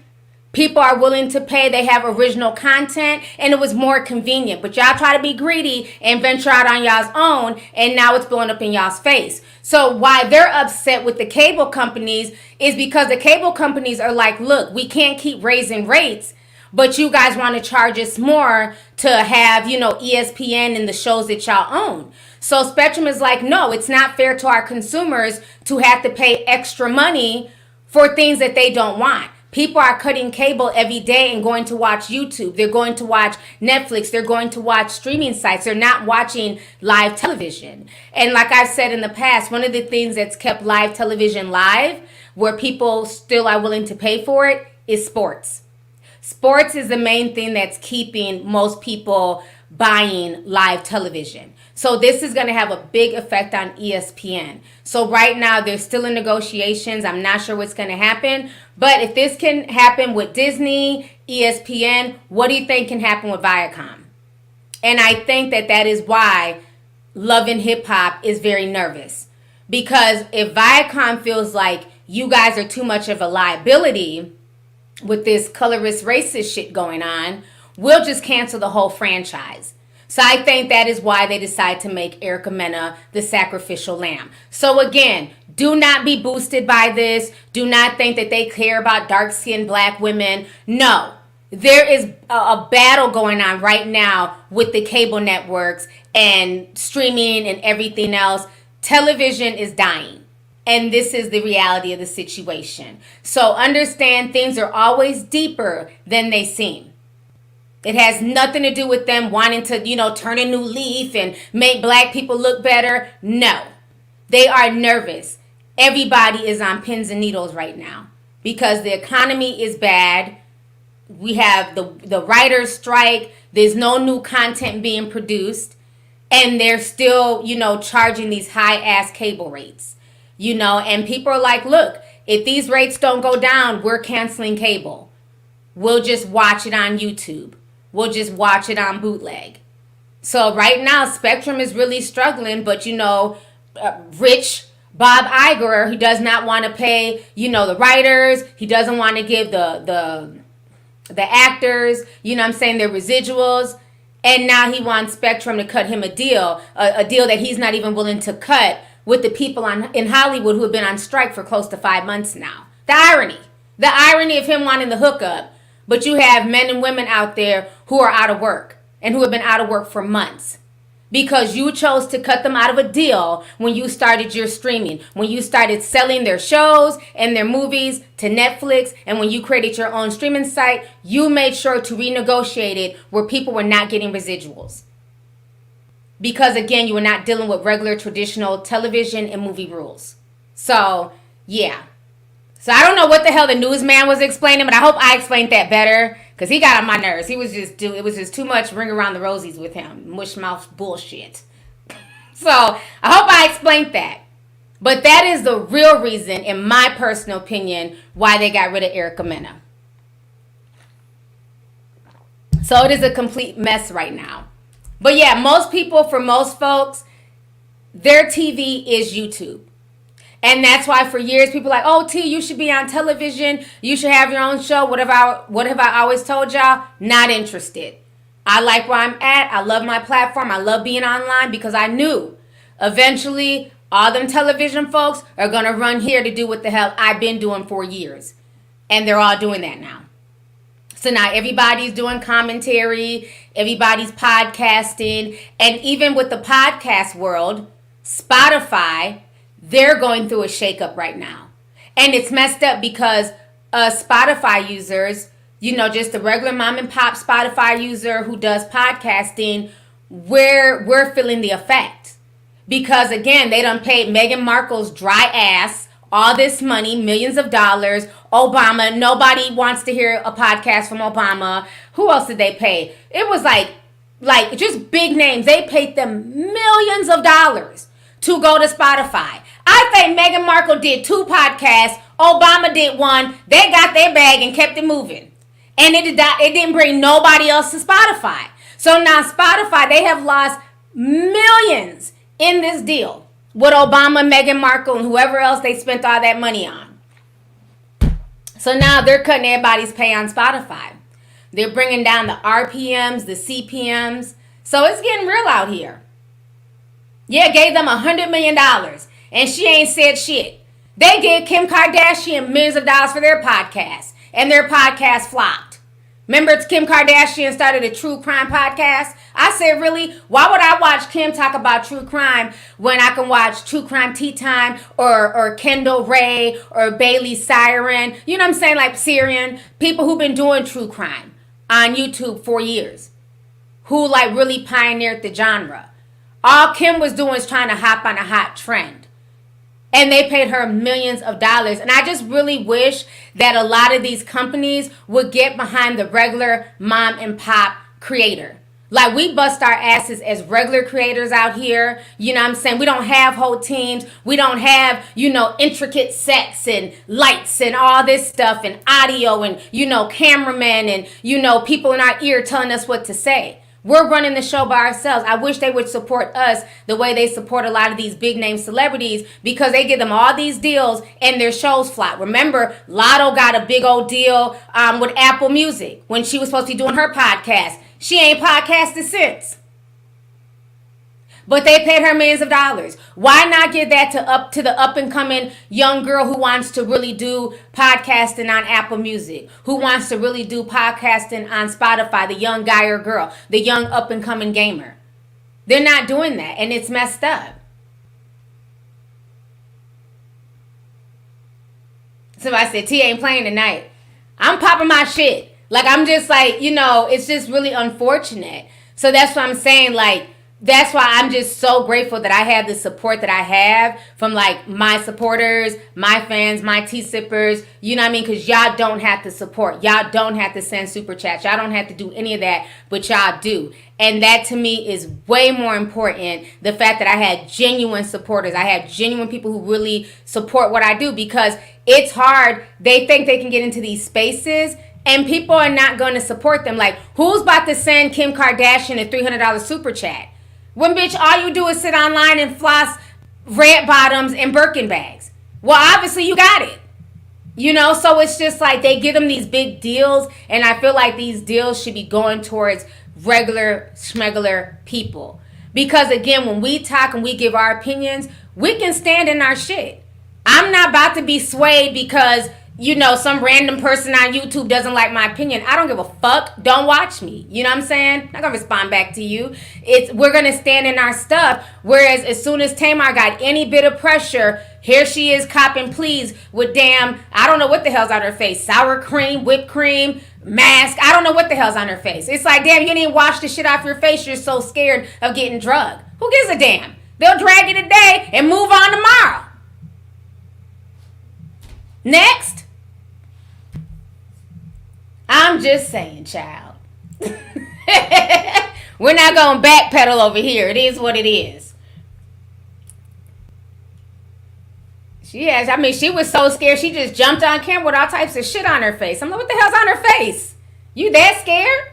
Hey, Spice. No, I didn't mean it like that. Girl, if you don't go wash your face and stop trying to cater to these people and be scared of people dragging you, let them be mad. Yeah, celebrity culture is very much dying. And I just hate the fact that Spotify put that much money into these people who are not seriously trying to be podcasters. Y'all know damn well Meghan Markle didn't have shit to talk about once people were over her spilling tea on the royal family. She made 1 or 2 podcasts and that was it. And that's just like a celebrity hustle. Oh, I want to start a podcast. They pitch themselves. Oh, I got millions of followers. They get this bag and then they make 1 podcast and they dip. A lot of these celebrities be damn scamming too. But they don't be under no scrutiny. Anyways, that's what's going on in the television world.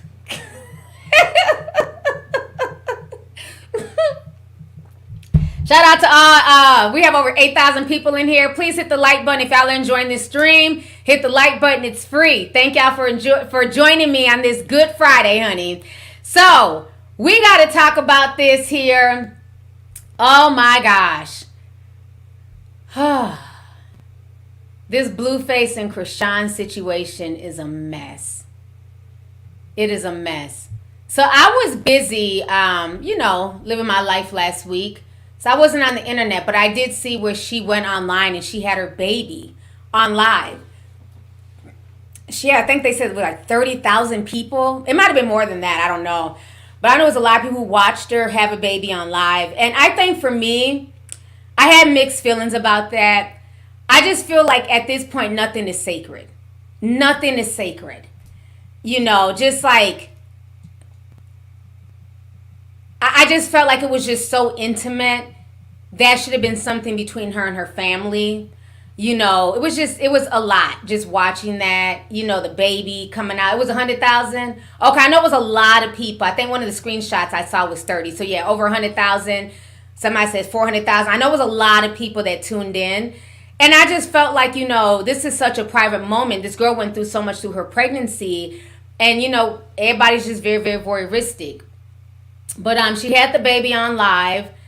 And since this baby has been born, she's had absolutely no peace. I think she was up the next day. I mean, for y'all who's never had kids, when you have a baby, you're supposed to chill for 6 weeks. You're still bleeding. She's literally up the next day talking about snapping back, going into the gym. It's like, ma'am, you still have afterbirth. Just sit down. You're still bleeding. Like, what are you doing? Lay down with it hasn't even been 24 hours. I don't get it. Like, y'all new moms are different. Just sit down. Rest. You just pushed a human being out your cooch. She's already up and, snap back. I hate the whole snapback culture. Snap back with a big ass pad on. Girl, sit down. Sit down. Just chill. Enjoy your baby. And people were encouraging the foolishness. Oh, she'll be back in less than 2 weeks. Go breastfeed. I don't get it. I don't get it. I'm not saying you can't, get out the bed and, run to the bathroom and make a bottle. But it's just like everything is for the gram. It's just like, damn, just chill. You just gave birth, not even 24 hours. So, since she's given birth, her and Blueface have been going back and forth. Let me show y'all this. Hold on. This is a little bit of the birth here. Let me share my screen. I'm going to just be showing y'all just different clips. Push hard, you got it, Shawty. You got it, Shawty. Come in hard. Oh, glory to God. Glory to God. Push, baby. Push, baby. Get him out there. He out. Get out. He out. Thank you, Jesus. He out. Glory to God. Hallelujah. Thank you, Jesus. Thank you, Jesus. Hallelujah. Hallelujah. Oh, man. I don't know. That's just a lot. It's a lot. It's a lot. I'm just glad she had a healthy birth, but it was just a lot. I just felt like that was just way, I don't know. And then the chains on her neck, the makeup, I guess. When I had my last child all those moons ago, I literally had French braids to the back, no makeup, and a hospital gown. I did wear jewelry. I said, these new moms are hitting different. She had like 50 chains on. But what the hell is this? You're pushing just bling everywhere. Like, I don't get it. I don't get it. So then the baby daddy, Blueface, he won't shut the fuck up. Him, Jade, and Alexis, they all have us in this group chat. So Blueface has been going off on her left and right. He said that she smoked up until she gave birth. He's threatening to take the baby. So we're going to read some of this stuff. Y'all get y'all's tiny violins ready. We're going to read some of this nonsense that Blueface is talking about here. So Blue says, Bia smoked a blunt on the way to the hospital. Bitch was trying to do a concert smoking before labor. You smoked your way to birth. You don't think I can get the kid for real? I have no intentions to take the baby, but if you are not showing the right signs, I will do what's best. He's exhausting.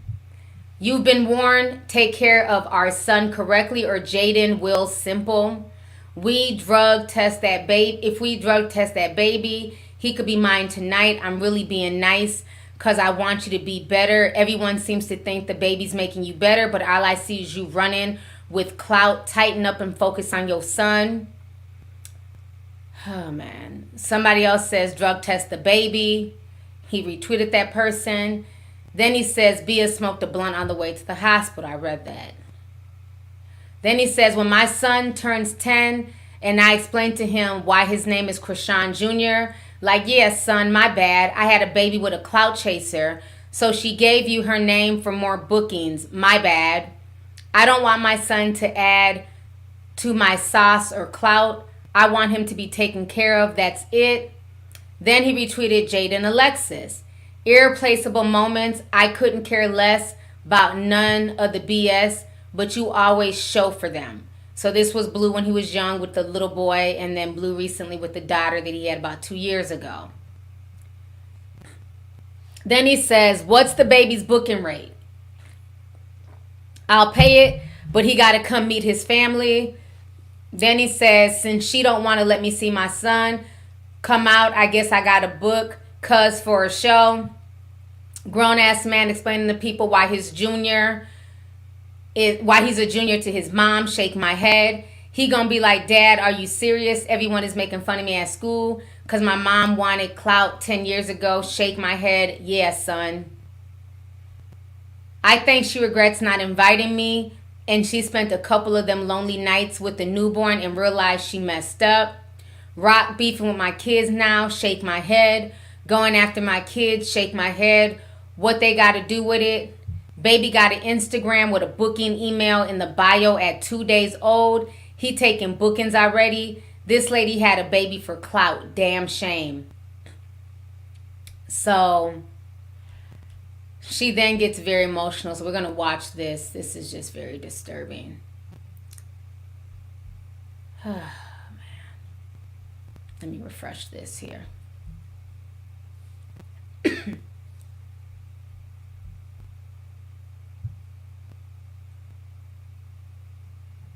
Can't get it together.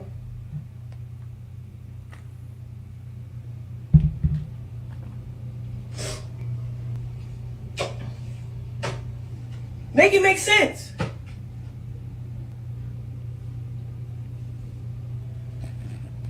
Talking about taking my kid. I should file custody for your kids, bitch.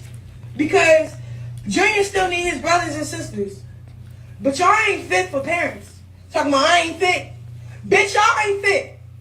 Y'all got strippers in front of your son. Your son is hungry in the fucking pantry. You got strippers telling him go look at these big booty bitches and she okay with it? Oh my God.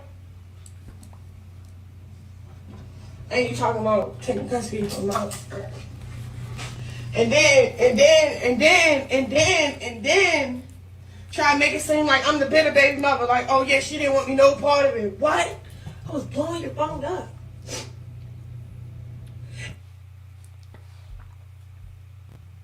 All right. I'm going to play this one. This made me sad. Oh, my God.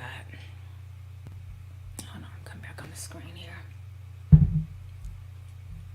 This is just sad. She has a baby with her here.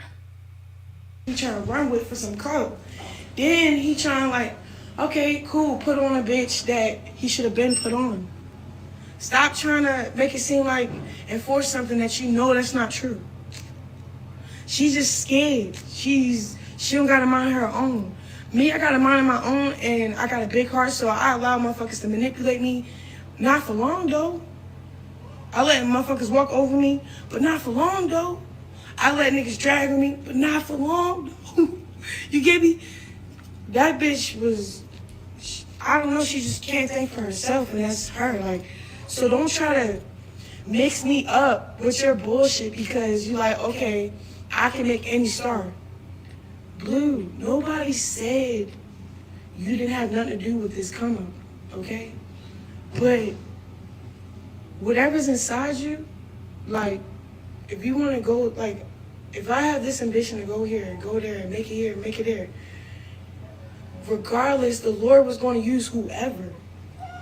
So he took that as, I'm taking his credit. Hey, baby, I'm sorry. Your baby father is, your fucking father is, my fucking baby father got you messed up. Then it's crazy because I'm like, yo, I ain't gonna hold you, but Mr. Junior need his father. But then, like, I be watching shit. I don't think he needs you for real, y'all. Your kids is... This is making me sad. That baby is crying. Lord first. Let's start there. Your kids don't know the Lord. They know how to post up with their dick in the camera, don't get their tongues out. And then you like to, like, play with your son for clout. Don't ever ask my son, is he gay? And then that bitch dumb. Like, she's just dumb. She cool for you for clout and money, but allowing you to disrespect her kids in front of her. She weird. Why? Because I'm gonna go to jail for mine. You hear me? Let you play it about Junior, nigga. I'm going to jail for mine. I don't care if I don't clout no money. Fuck are you talking about? Hey. Okay, look. Hey, Krishan. I know. God.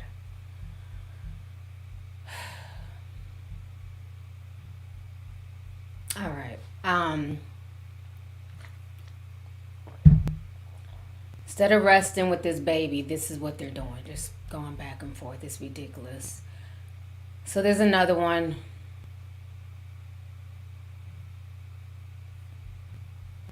I'm gonna watch this.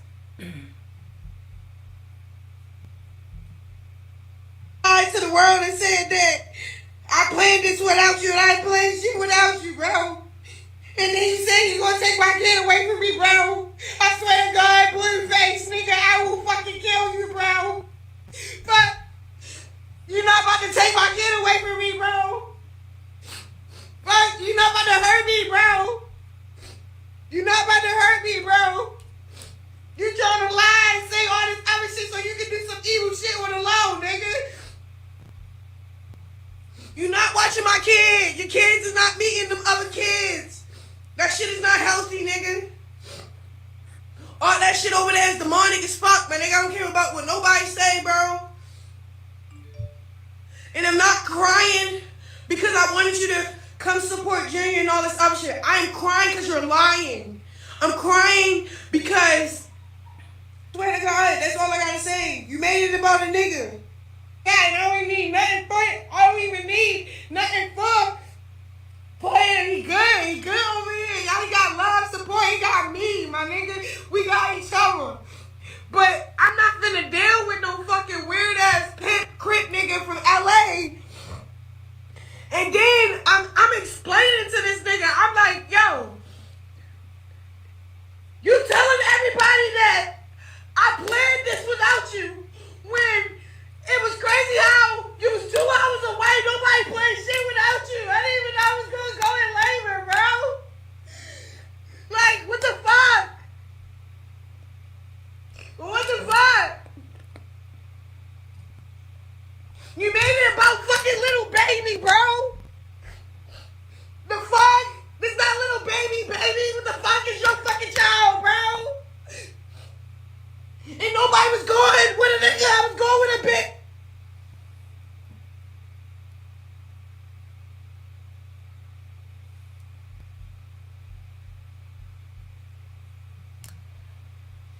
All right.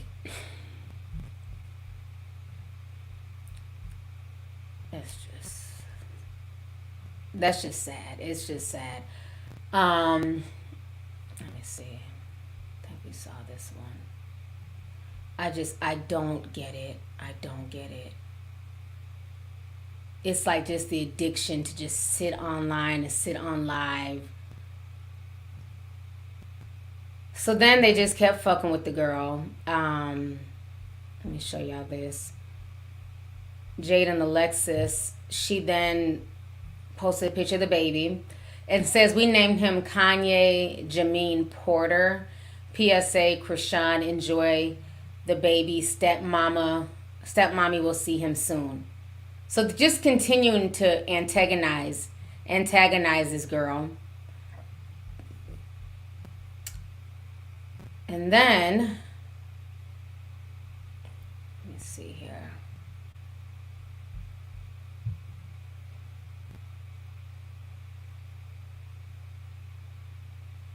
So here he's like ranting some more about Krishan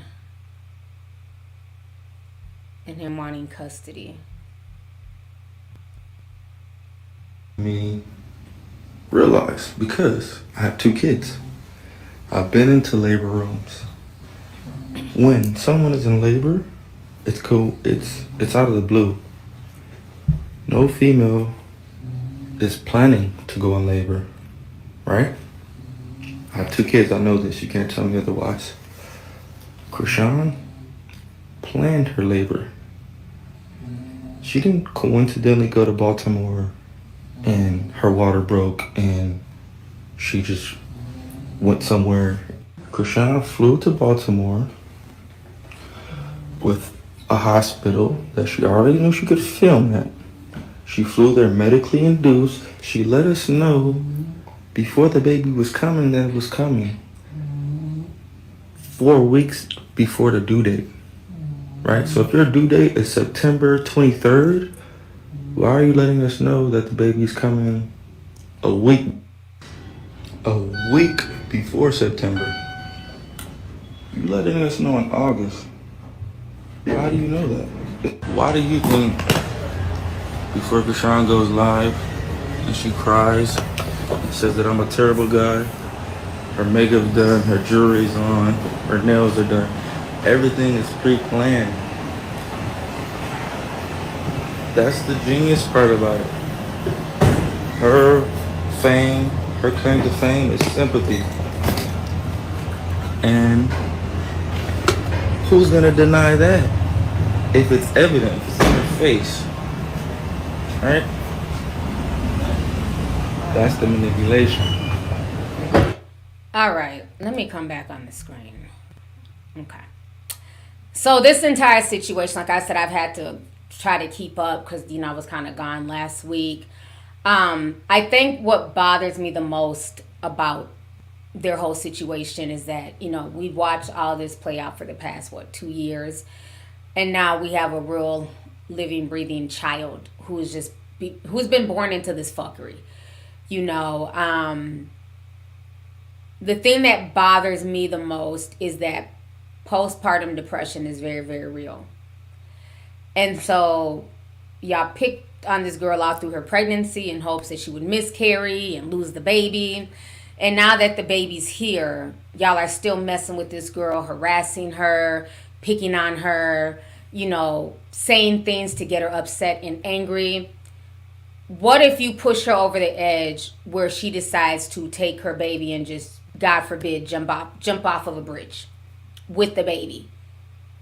Like, nobody thinks about things like that. But postpartum is real. What if you put her in a situation where she feels like, if I can't have him, you can't either? And I hope that young people who are watching this, because I know this is y'all's generation where everything is on social media, everything is for consumption, nothing is sacred, not even the miracle of birth. This baby, I don't even think is 3 days old. Just listening to that baby's cry, he sounds like a little kitten, a little bird. His cry hasn't even developed yet. And usually at like 2-3 days old, they're not really crying. If they're getting fed and rocked and getting attention and, they're just usually sleeping. They usually only wake when they're that young, just really to eat. So the fact that he's even trying to cry, he's picking up on her energy and it's bothering him. He technically, the only thing he should be doing at 3 days old is just eating and breastfeeding.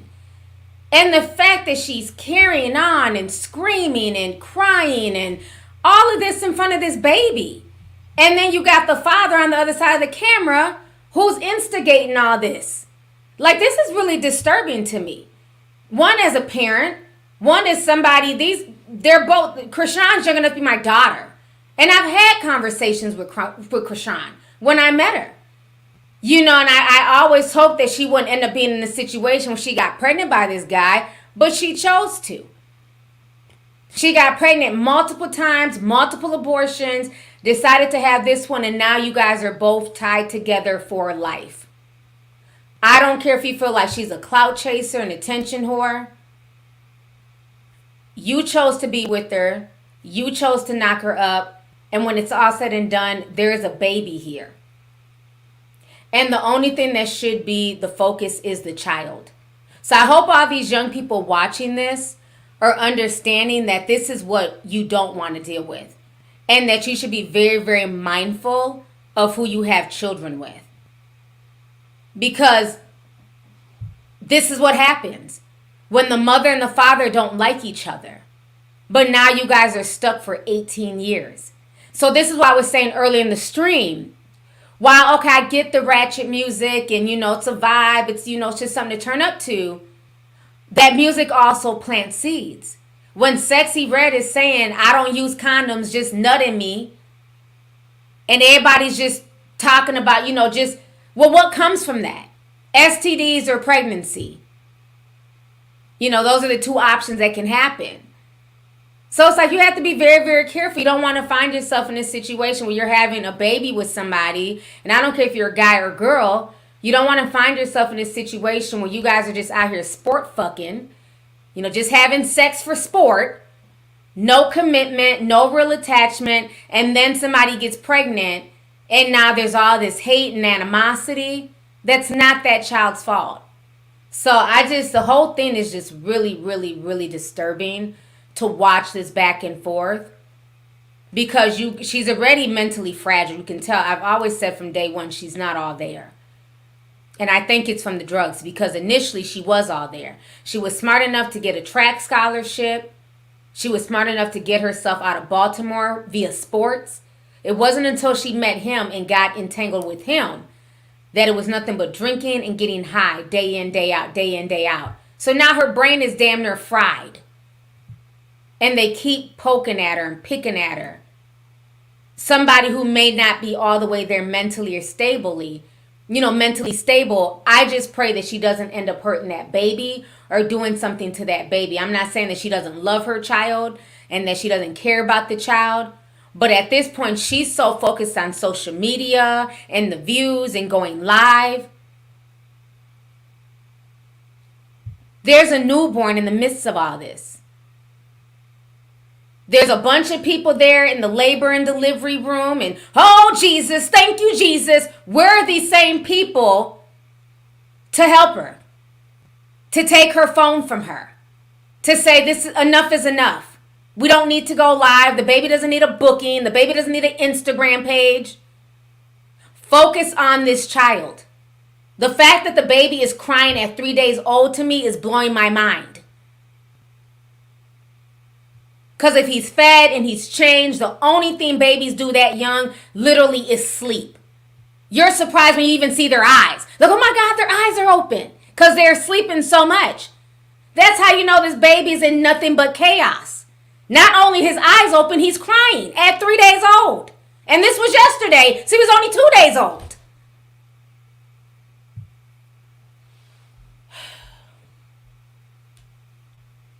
Like I said, I'm not saying that babies don't cry. But what I'm saying is that they spend the majority of their time when they're that young, 1-2 days old, literally sleeping and eating and going back to sleep. The fact that he's picking up on her energy and he's cooing and that was just it. I don't know. That was just really sad to me. It was really sad. They both need to grow up at this point. It's too much. He needs to stop. His mom did finally speak out today. And for once, I do slightly, as much as I cannot stand Carlisa, I do agree with her. Because something needs to be said at this point to everybody involved. Including Blueface, the baby mama. It's too much. So this is what his mom had to say earlier today. Now, Jaden, when you had Journey, I gave you the same respect. I bent over, I kissed your ass, I did all of that for my babies. I gotta do the same thing for this baby right here, and I'm gonna need you to shut the fuck up talking about my baby. I'm gonna need you to shut the fuck up and just love John and stay out of this because this is our family. Unfortunately, John put us in a situation that we all have to accept at this point. Just like your kid's my baby, her kid my baby too. Everybody shut the fuck up. Now, Jaden, when you had Journey, I get. So then she goes on to say, Blueface, you're going to have to pick another wife because neither one of these are going to be good for your children. So sorry, it's time to move on, son. Best interest of your children at hand. Your stepmom grabbed Joe D just for pissing on the floor. You need to be by yourself. Child, it's always some incestual shit with this broad. Then she ends up tagging Blueface and the baby, Krishan Malone Jr. Y'all need to schedule a public meeting location and start focusing because y'all 3 days behind what he deserves. Jaden can wait in the car with her children until y'all are ready to focus on the most important thing in life. I think at this point, DSS may end up getting involved. All these people are batshit crazy. And the thing that's scary is that now there's a real living, breathing human being that's in the midst of all this. I don't think that she should just meet up with Blueface and hand Blueface the baby. I think there needs to be some type of court order. They need to meet in a facility where there's cameras, there's views. At this point, I don't trust it. Jada and Alexis is messy. I would hope she'd do nothing to this baby. I don't trust none of them. My only concern in all this foolishness is that baby. The whole thing is just extremely disturbing.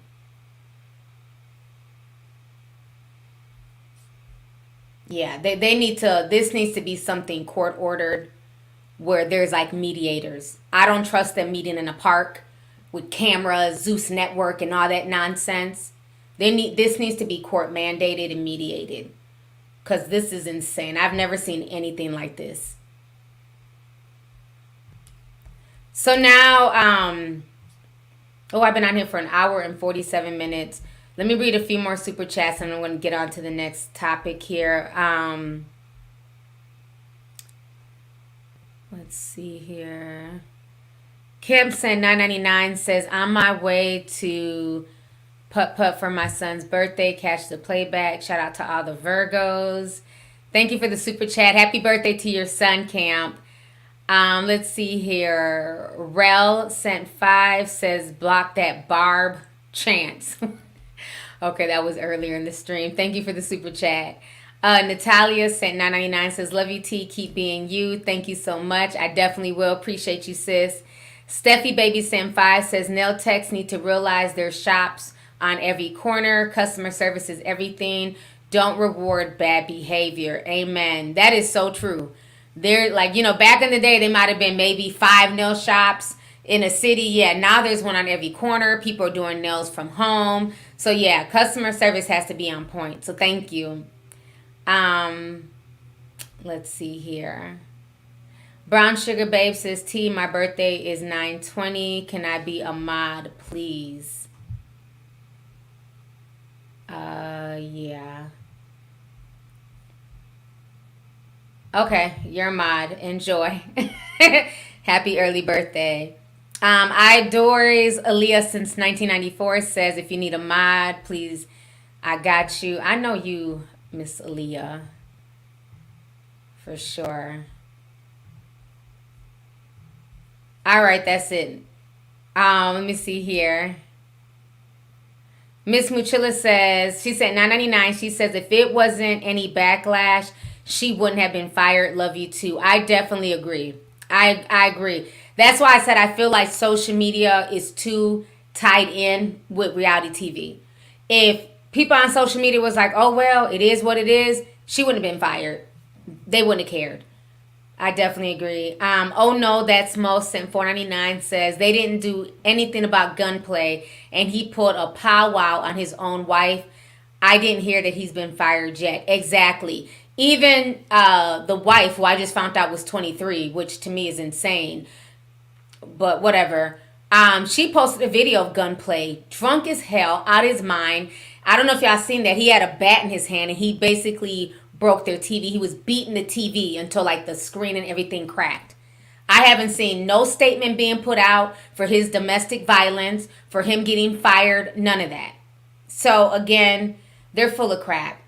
They're full of crap. They don't get any props from me at all. Love and hip hop. Ali sent $9.99 says the parent company fired Erica. They fired a white man on Big Brother for saying the N-word last month. They have a zero tolerance policy for slurs. I think there's a difference between a white man coming out and just saying the word, the N-word, compared to this situation with Erica. I don't even think it's as deep as Paramount.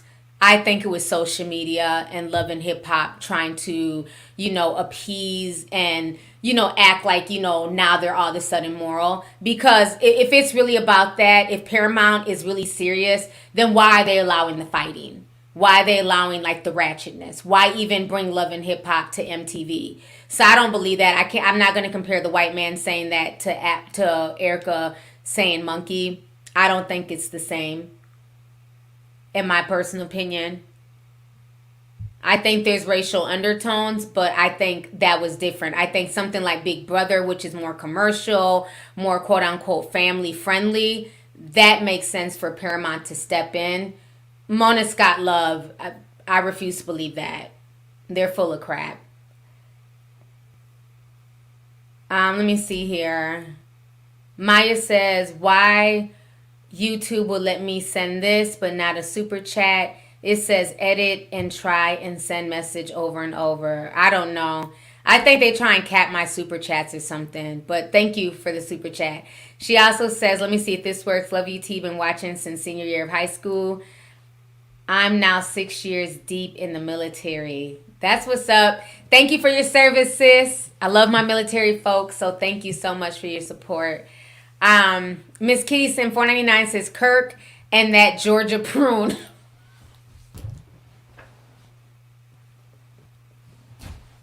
I'm not fooling with y'all. Y'all are petty and messy as hell. Not the Georgia prune.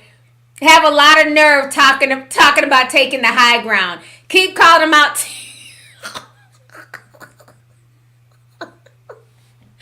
Not you call Rashida a Georgia prune. Y'all are a mess. Child, when I tell you, it took me so much not to just change the channel and turn off the TV with all the gaslighting that Kirk, that chaotic. They were doing so much bullshit. Like, shut the fuck up. Like, all of a sudden y'all care about colorism when half y'all won't even date a woman your complexion. Like, sit the fuck down. I was so over it. It was just so much nonsense. Oh my gosh, you are wild for that super chat. Let's see here. Faith Keeper says if backpedaling was a person, ooh child, yeah, Tamar definitely backpedaled. I Adore Franny sent $2, says nothing and nobody's off limits when I'm triggered. Hashtag love and hip hop. Thank you for the super chat, love. Anna sent $9.99 says I watched the Kardashians, not Love and Hip Hop. People join these shows to become socialites. Being honest, it's not a lot of demographics are checking for black reality television show. I definitely agree. That's why I don't think that Paramount had anything to do with the firing. It's just black folks who watch those type of shows for the most part. Jemson 499 says Erica Mena and Sin Santana, even Evelyn Lozada have made comments on black women's features while profiting from black viewership. They should face consequences. No, I definitely agree. And like I said, I could care less about Erica being fired. Like, I'm not going to cry behind that. What I don't like is that it's being paraded as something genuine, and that they're trying to act like now like they're moral, and that they're standing up for black women, when in the same breath y'all allow black women to be beat up on stage, while filming the show, beat up during the reunions. So that's my thing. I just don't like the fake moral grandstanding. But as far as like Erica, Sin, and Evelyn Lozada, I 100% agree. I definitely agree with that. They're all agents of chaos. Scorpio Vibes sent 1999. Thank you so much. She sent a super sticker, says thank you for being you. I appreciate you, sis. Bobby Ashley sent 499, says Peapow Tubi is now climbing up the streaming platforms, free with ads. Even HBO is licensing their content over. We had a big discussion the other day, my homeboy, about Tubi. Tubi coming up. Now their movies are hood. The editing is trash. The graphics are struggle graphics, but they're starting to come up though. Tubi's starting to come up. Even Plex. Plex is another one I watch. I be on Plex watching Shaka Zulu, baby. They got the old school Shaka Zulu. Boom, boom, boom, boom, boom. Boom, boom, boom, boom. Yeah, I be on Plex watching Shaka Zulu. Like, Plex done came up too. Tubi and Plex, they're on their neck. So, yeah, I don't know what the hell Disney Plus was thinking. Everybody's streaming now at this point. Everybody's streaming something. Tubi got all them hood movies. I was watching a Tubi movie and I'm like, this shit looked like it was created on Windows Movie Maker. Y'all remember Windows Movie Maker, like back in the days of early YouTube, 280p? I'm like, who the hell uploaded this shit onto Tubi and who approved this? Oh my gosh, yeah. Tubi's starting to come up a little bit. They're still ratchet though. But thank you so much. Ronald Harvey says, I know people who are using jailbroken Fire Sticks to watch live TV now. Cable is obsolete as the CD player when music streaming hit the scene. Yes. A lot of people, got their Cody sticks, honey. So, I don't know. That's why I don't blame Spectrum for saying, look, people are already canceling.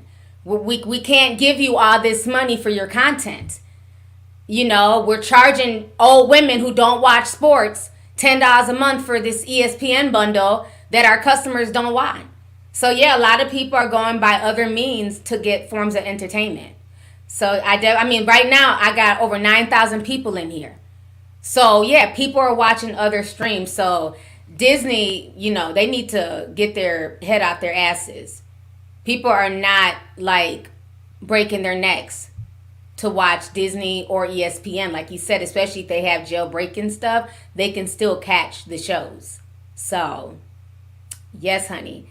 Let's see here. Unapologetically Me says, T, I've been a quiet sub and mod for years. Just started college for IT as a web programmer.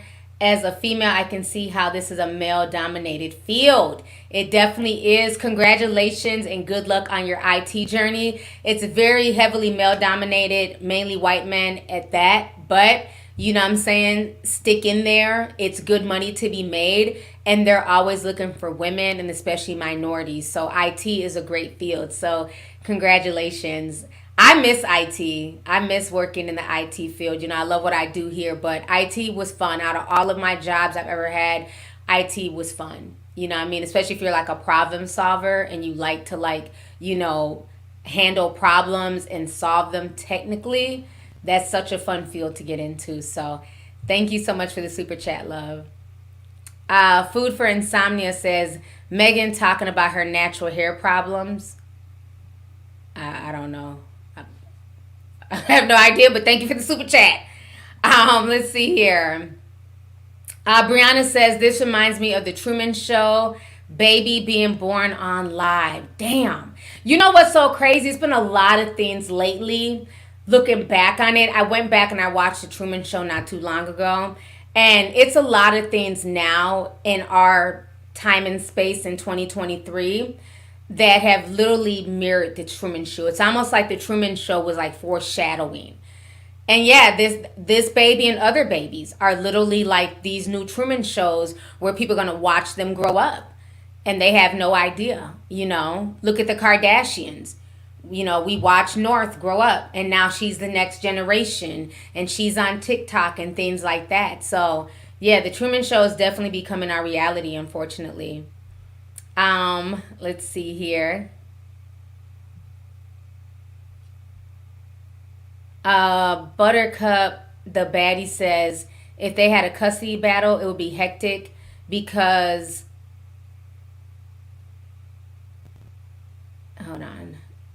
to want a child you wanted unalived. Oh yeah, okay, for both of them, yeah. Because for a long time she kept saying she wanted to abort the child. He was telling her to abort the child. So, that's the sad part, that what they're not realizing is eventually, God willing, this baby will grow up to be a helpful, healthy, successful, young man. And he has to watch all this back 10, 15 years from now of them arguing, wanting him to be aborted. Like, it's really sad. The whole thing is just really disturbing. Let's see here. Joy sent $9.99. She says, hey, sorry about the Zoom meeting last night. It was an accident. Huge fan. Love you, PS. Don't trust neither Krishan or Blueface. Joy, were you the one who unmuted yourself? He was like, I'm tired of that shit. I gotta go pee. We were dying laughing. BL Sherelle came on and she was just, we had like this whole conversation, was really deep. And Joy hit the button, was like, I gotta go pee. And it just like broke the tension. Everybody just started, I was laughing for like a good 5 minutes. Thank you for the apology. I didn't know what was going on. I'm like, That Zoom meeting was really, really good yesterday. So thank you so much. I'm glad you were able to join us, and thank you for the super chat. We was cracking up for like a good 5 minutes. We was like, what in the world? I said, I guess somebody was holding it in. Like, it's just Zoom. Y'all can pause at any time and go pee. That was too funny. Jane sent 10. She says, T, what is your opinion on the lady that got hit by a brick? Should the multiple men standing by have helped? I saw bits and pieces of that, of the girl. I said this a long time ago. Black women, you are on your own out here. We saw it with the mom in Chicago whose son ended up having to pow and send old boy to his maker. He got my grandmama who died. Well, he went to go see his grandmother. We're on our own. It's unfortunate, but I was not shocked. I mean, her face was swollen. And not only did they stand there, some weirdo, one of the dudes ended up going live and was like, yeah, I would watch it again. It's really sad and sick that a lot of women are out here on their own. So either you better carry protection, or you see a group of guys, we're going to have to start pulling them old white lady moves and start walking across the street. You know what I'm saying? Like, oh shit, there's a bunch of, let me just go ahead and cross the street now. Because I think she said that the one guy asked for her phone number and she told him no. Then he busted her in the face with a brick. It's like, are you serious? Like, what if you would have hit her in the wrong spot and you hit her in her temple and it killed her? It's insane. It's insane. Somebody says she slapped a guy. I heard that wasn't true. That she didn't slap anybody. But then people said that she makes TikTok videos, acting a fool on TikTok or something. I don't know. I don't know the whole ins and outs. I've never seen her before this brick incident. But, TikTok videos aside, her acting a fool aside, nobody deserves to get hands put on them, let alone a brick to the face. That to me is insane, but I'm not shocked at all. It was a skit. Hold on, was that a skit? Are y'all serious? That brick thing was a skit?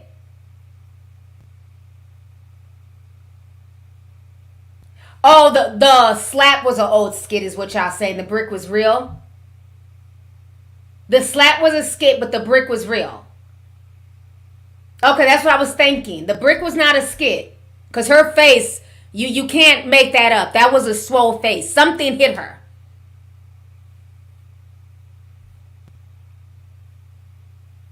Yeah, I don't care what skit she does on social media, because you have guys who do crazy skits. You have guys who stand. Who remember that? Who was that black man with the big ass thighs? The Nigerian man. People trying to eat their dinner. He's with them big ass thighs, just dancing and shit. Nobody slapped him in the ass with a brick. So people do skits all the time. That doesn't mean you should be attacked. I don't want your nuts swinging by my meal. But nobody attacked him. Nobody kicked him in the nuts and told him to sit down. We allowed him to dance with them big, thick ass thighs. So no, she shouldn't be attacked with a brick.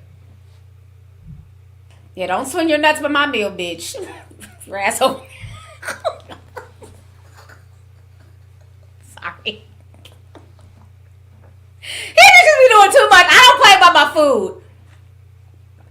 Everybody trying to eat, and here he come. Big old thighs, sweaty nuts. Sit your ass down. But what I'm saying is that he was free to do his pranks and nobody attacked him. So again, I don't care what skit she was out here doing. Let's stop making excuses for nonsense. She should not have been hit with a brick. It'd have been nice if these men would have stepped up. Even if they didn't want to get into a fight, at least check on her. Call the police. Make sure she's okay. So it's really disturbing. But like I've been saying for a while now, black women, there's nobody going to be out here to protect you. So either you strap up, conceal and carry, have a knife, mace, something. But people are going to watch you get your ass whooped. And it's messed up. Because again, I bet you anything that she was racially ambiguous, you know, she was spicy, if she was a white lady, they would have came running with the capes. So, it's unfortunate. I think it's sad. So, hold on. PD just sent a check, super chat. I said a check. He said, Brickgate is suspect. No police report. It's her third GoFundMe. And Chick's Facebook is seriously problematic. So, I don't know. I haven't researched her. So, she doesn't have a police report. And she has a GoFundMe. This is a third one. What were the other two GoFundMes for? Did she go to the hospital? What is the GoFundMe for? Just for getting hit with a brick? Y'all put up a GoFundMe for anything. Now, she's paying hospital bills. I get that. Why does she have other GoFundMes? They're saying she's a scammer? Nobody know? Okay, at this point, I'm off this topic. It's too many. It's too much. I have to do my own research. Like I said, I just saw the viral clip of the lady getting hit, you know, like afterwards with the brick, and her face looks swollen to me. But now people are saying it may not be real. There's a GoFundMe up. Y'all know how I feel about GoFundMes. Child. She's had 3 of them. She went to the hospital. She was in the hospital. Apparently, hold on. Her friend started the GoFundMe. Okay, so probably to pay for hospital bills. She filmed a TikTok while she was in the hospital. These men are lying in the comments. Okay, I'm going to get out for this because I'm going to have to like look more into it. Like I said, I saw the brick thing. But either way, GoFundMe aside, crazy skits aside, nobody should be getting hit in the face with a brick or anything at all. I stand by that. Somebody said her ex-friend alluded to her being a scammer. All right. I'm off the topic. Okay. So now let me get on these last 2. I had to get on these last 2 topics before I go because I've been on here already 2 hours. Oh my gosh, time is flying. It's almost 7 o'clock. We're having a great time here. So let's talk about P. Diddy real quick. So once again, I had been on social media, but I heard a lot of people were sending me messages and, you know, tagging me. Oh, you know, you always drag Diddy.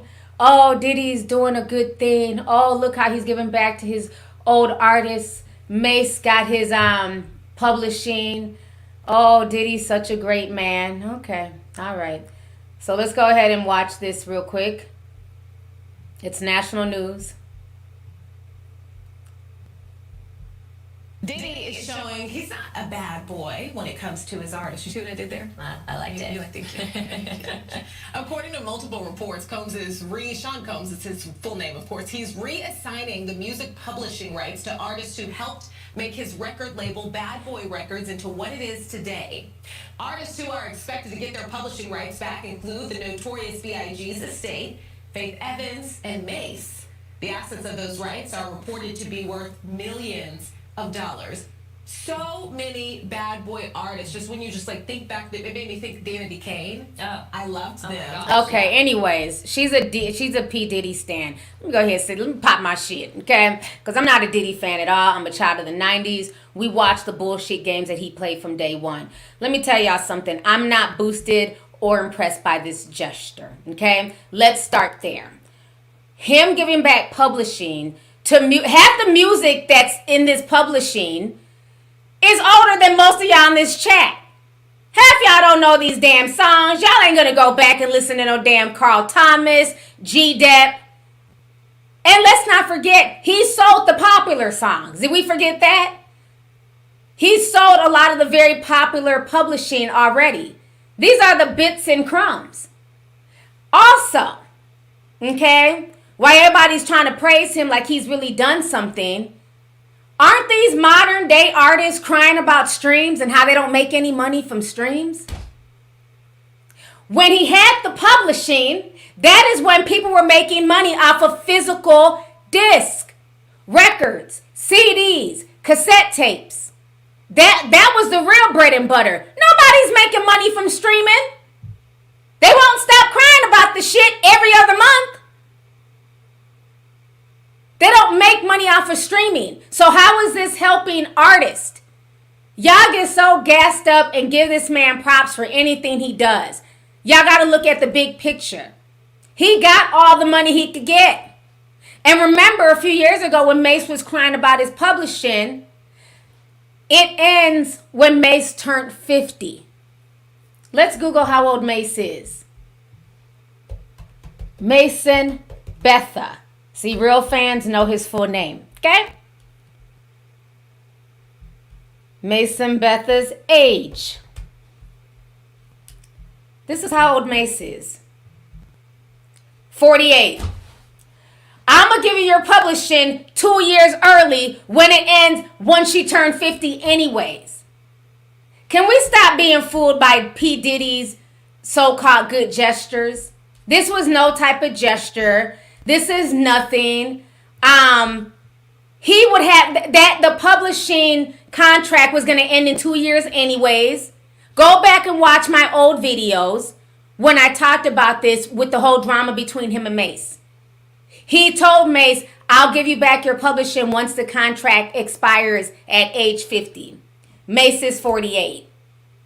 What is he going to do with these songs? Even if everybody decided today we're all going to stream Bad, Bad, Bad, Bad Boys. You make me feel so good. How much do you really think they're going to get off of that? Nobody's about to run and go buy a Mace album. There's no Mace physical copy of an album to buy. So to me, this was a hollow gesture. Can we stop acting like Diddy is like this great businessman?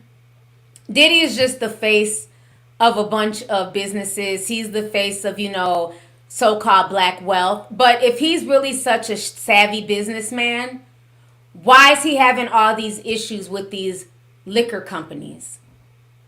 Remember, he acted like he owned Ciroc.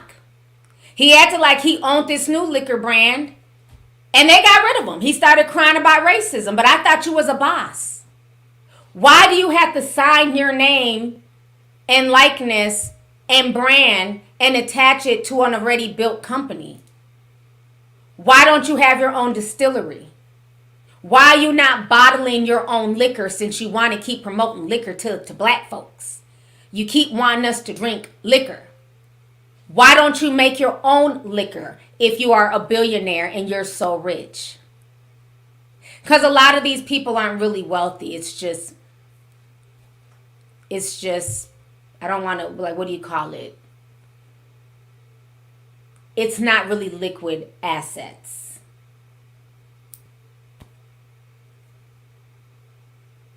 So I'm not impressed. I'm not impressed at all. I think he's trying to look good for people. It's all smoke and mirrors. He wants to get back in the music industry. And he knows that this cloud has been hanging over his head. He knows, folks, my age, we're not supporting anything Diddy does. That stupid ass song, Act Bad, was trash. He was too old to be trying to tell young kids to act bad. And then when his own son decided to act bad and get drunk off of liquor and drive and possibly could have hurt somebody on the road, he was very quiet. But it's okay for you to perpetuate that my kids and my nieces and nephews act bad at your big age. Okay? So people my age, we don't support anything Diddy puts out. We'll sip it for free on Twitter. We'll do commentary, but I'm not going to go stream anything that Diddy puts out. So he has to tap into the young kids who don't know him. See, my kids, they know him as Brother Love. And me and my kids have gotten into argument. Why are you so mean? He's Brother Love. I'm like, simmer down. Y'all just got here. We've been here. We've watched Brother Love. We watched him be Puffy and Diddy. We watched him exploit the making of the band Kids. We ain't forgot about, Mysterious and all these kids who were used and thrown to the side. So he has to, look good for you guys, for the younger generation. Because you guys are the ones who stream music. We'll download. We'll listen if it comes up on our playlist. But I don't have a streaming farm in my house. I'm not going to play one song over and over again to get my faves to number one. I have better shit to do. Now, if I'm cleaning my house and I have, my little YouTube playlist on, they'll get some plays from that. If I'm, got my ear pods on, I'm going on a walk, you might get a stream from that. I don't have a streaming farm in my house. We're not keeping it on any particular artist 24/7, okay? It's not a staying house. But you guys, that's what y'all do. This is y'all's generation. You guys are, y'all stream and y'all will go hard. And I think he's trying to tap into the youth. And because of people like me and others who have told the truth about him, the youth, they're kind of conflicted. They don't know if he's a good guy or a bad guy or what. So he wants to now act like he's a good guy. Well, look, you guys, look, young people, I'm giving everybody back their publishing, even though it expired in 2 years anyways. And even though streaming, you don't really make no money off of streaming. And even though, the heyday of Danity Kane, Day 26, Mace, Total, their heyday is long gone. No disrespect. Mace is doing his thing now in podcasting with Cameron. But as far as music, his music, nobody's waking up saying, I want to, I'm going to play a Mace song from 1997. Except for maybe me.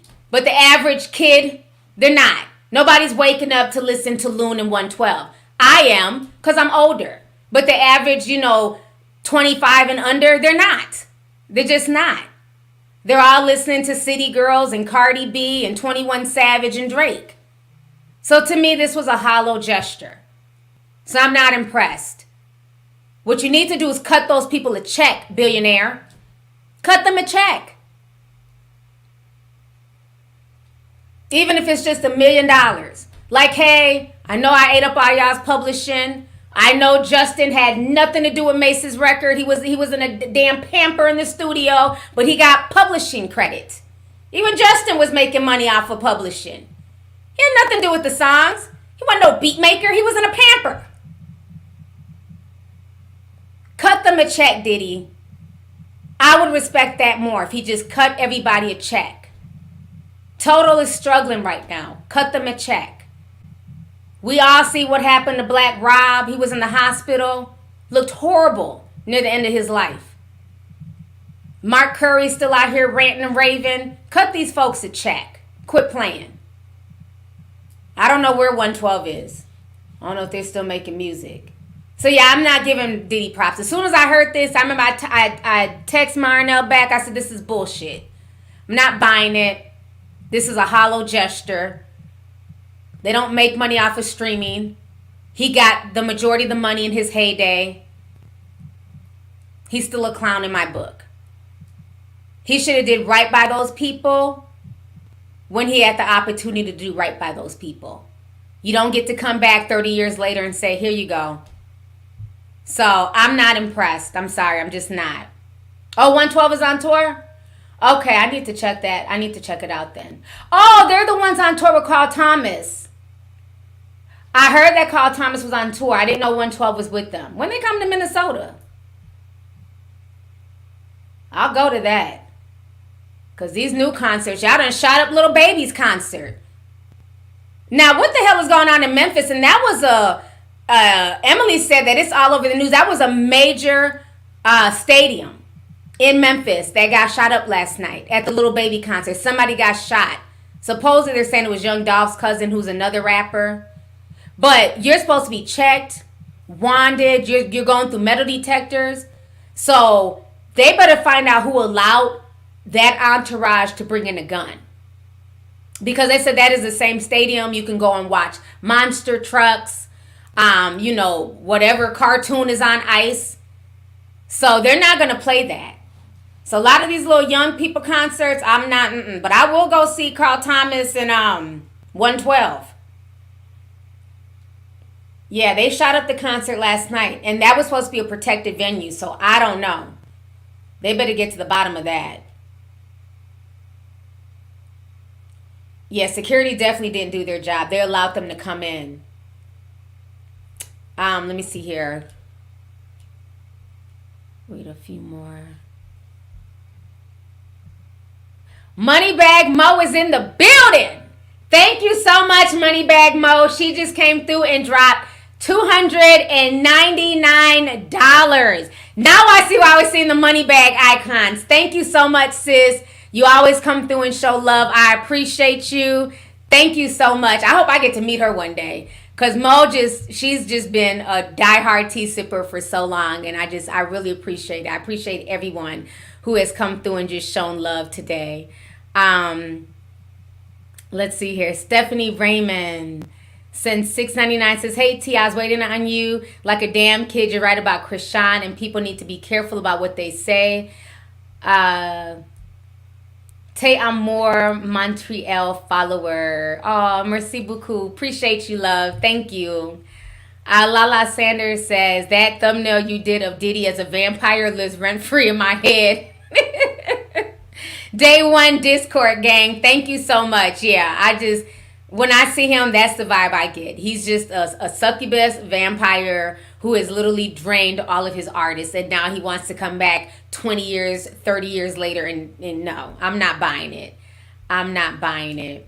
So let me go ahead and hit on this last story here before I go. We got to talk about this, and this really disturbed me bad when I heard this. So I had never ever heard of the one chip challenge. People who know me know I can't eat anything spicy anymore. Like when I was younger, I could eat spicy stuff, but I do not like spicy stuff. I can't take it anymore. It might be for my medicines. I don't know, but my taste buds are super, super sensitive, and it wasn't like that until I started taking my medication. So I can't do anything spicy. I will cough. You got to take it back. You know what I mean? So even like when I go to restaurants, I always have to ask, is it spicy? If it's too spicy, they got to remake it. But I had never heard of the one chip challenge. So when I heard that this young boy died from this just broke my heart. So we're going to go ahead and watch this. Very disturbing. Let me share my screen here.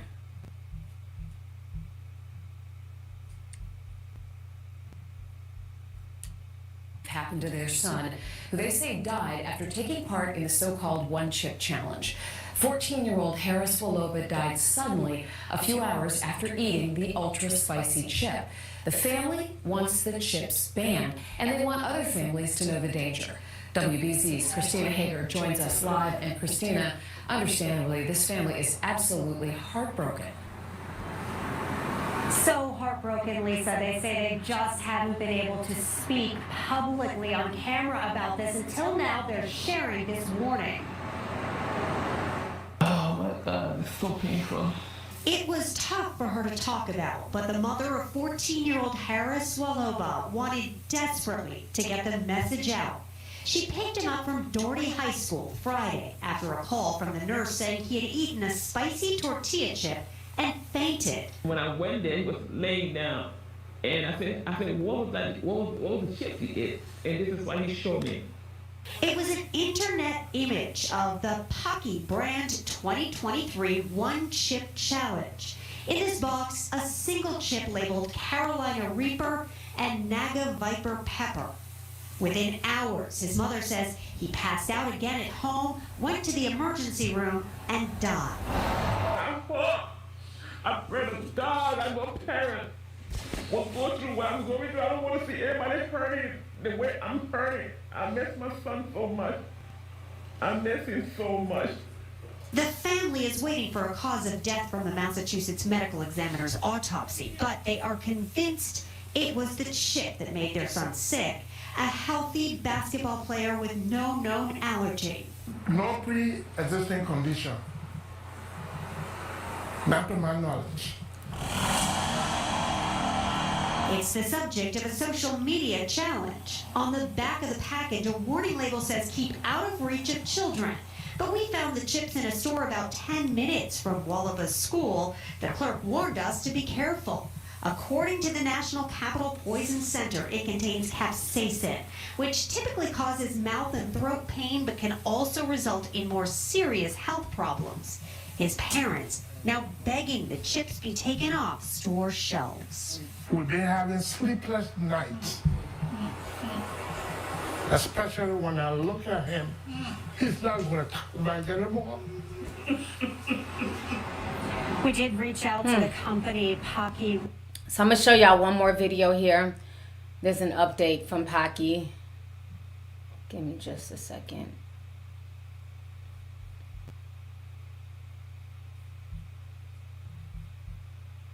Spicy chips from store shelves all across the country. This is after a teenager in Massachusetts reportedly died, according to his family, while trying to complete the quote-unquote one chip challenge. That's essentially where people like eat this like super spicy chip. They take a video of it and then see how long they can not eat or drink afterwards. 14-year-old Harris Boulova's death is now being investigated by a medical examiner. I want to bring in Kristen Dahlgren. What do we know? It is not I don't believe, Kristen, it's an official or formal recall, but the company is voluntarily pulling this. Do I have that right? Yeah, absolutely. So they're asking retailers now to remove it from the shelves. They are offering a refund. Look, this is, the self-proclaimed spiciest chip in the world. It contains something called Carolina Reaper pepper, as well as Naga Viper pepper, which are among the spiciest peppers known to man. It comes in a coffin-shaped package. It is labeled very clearly on the package that it's for adults only. It should be kept away from children, but we had earlier this week that 14-year-old in Massachusetts. His family says that he was at school. He tried to eat the chip. He started to get a stomachache. He went to the nurse and was sent home. He felt a little bit better, and then ultimately he passed out and couldn't be revived. There also were 6 children that we learned about today in an elementary school in Florida. A dad says that his daughter brought the chip to school, and the 6 children got sick. One of them just wiped their eyes and had a problem, and another one tried to eat it, and so there was a big concern there. So Pocky's saying that they're pulling the chip from shelves. They expressed condolences to the Willoughby family. They also said, while the product continues to adhere to food safety standards, out of an abundance of caution, we are actively working with retailers to remove the product from the shelves. So, all right, let me come back on the screen. So this is really, really disturbing. Now, when I first heard this, like it broke my heart because I had never heard of this challenge. I've never heard of this chip. I don't think I've ever even seen the chip before. And so when I saw this, I sent it to the boys. And I'm like, look at this, this young basketball player, he died from some chip challenge. And so I was like, make sure you do not try this. This is scary. Come to find out, my youngest tried it 2 years ago. And I had no idea. So this is why I really want to talk about it. Me and him had a whole conversation about it last night. Because, like I said, I've never heard of this challenge. And so he was like, I'm not gonna lie. He was like, I tried it. And I was like, what do you mean you tried it? He was like, I tried it sophomore year. He's a senior this year. And I was like, when was this? You know, because now I'm like freaking out. I'm like, are you serious? Like, you could have died. I said, this boy died. And he was like, well, I didn't know. He was like, everybody was doing it. It was just this challenge. I said, well, what happened to you when you did it? And he said basically it was like him and like one of his really good friends. They bought the chip. They went half on the chip and they broke it in half. And he said he probably had like this much. He said it was like the worst pain ever. He said his whole body got hot. His chest got hot. He was crying, like tears was just coming down his eyes. Tears were coming down his friend's eyes. He's like, but they made sure like to go wash their hands over and over again. He said, Mom, I swear like my mouth has not been right since then. Because I noticed like before he would like, you know, he would use hot sauce, you know, and food on noodles and stuff. He was like, that's why he does not food with like anything spicy anymore. He was like, ever since he tried it, which he said it was like that much, he was like, it's like messed up almost like his taste buds, like for spice. So I was shocked. I was like, are you? And I was like, you know, but why would you try it? I said, there was a coffin on the box. I was like, what about the symbolism? He was like, I was like 14. I don't know. He was like, we just wanted to try it because it was all over social media. So this is real. So when they're saying that there are 6-year-olds in Florida with these chips, y'all, please, please, please talk to your kids. Because I think the problem is kids don't know that it's that serious. Like, yeah, it says for adults. Kids, they don't care. It's a chip.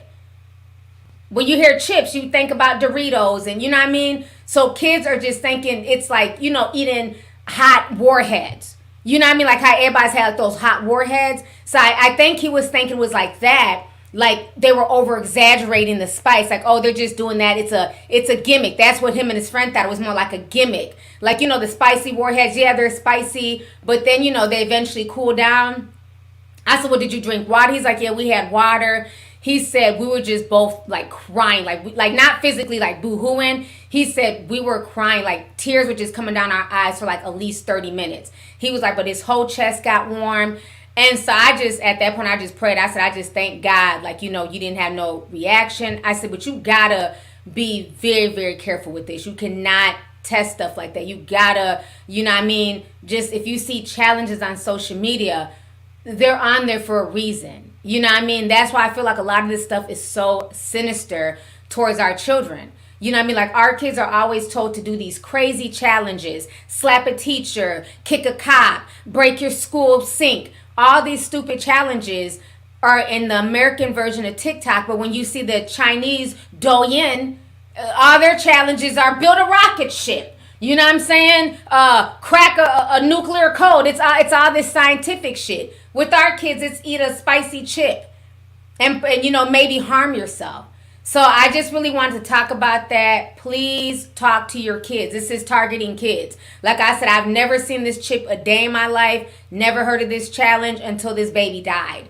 And I just feel so bad for the family. You know, you send your child to school to learn. Yes, kids are going to do things on the playground. We would eat all types of stuff on the playground, you know, Takis. Well, we didn't have no Takis when I was little. Tamales, you know, hot tamales. That's what I meant. I know damn Takis.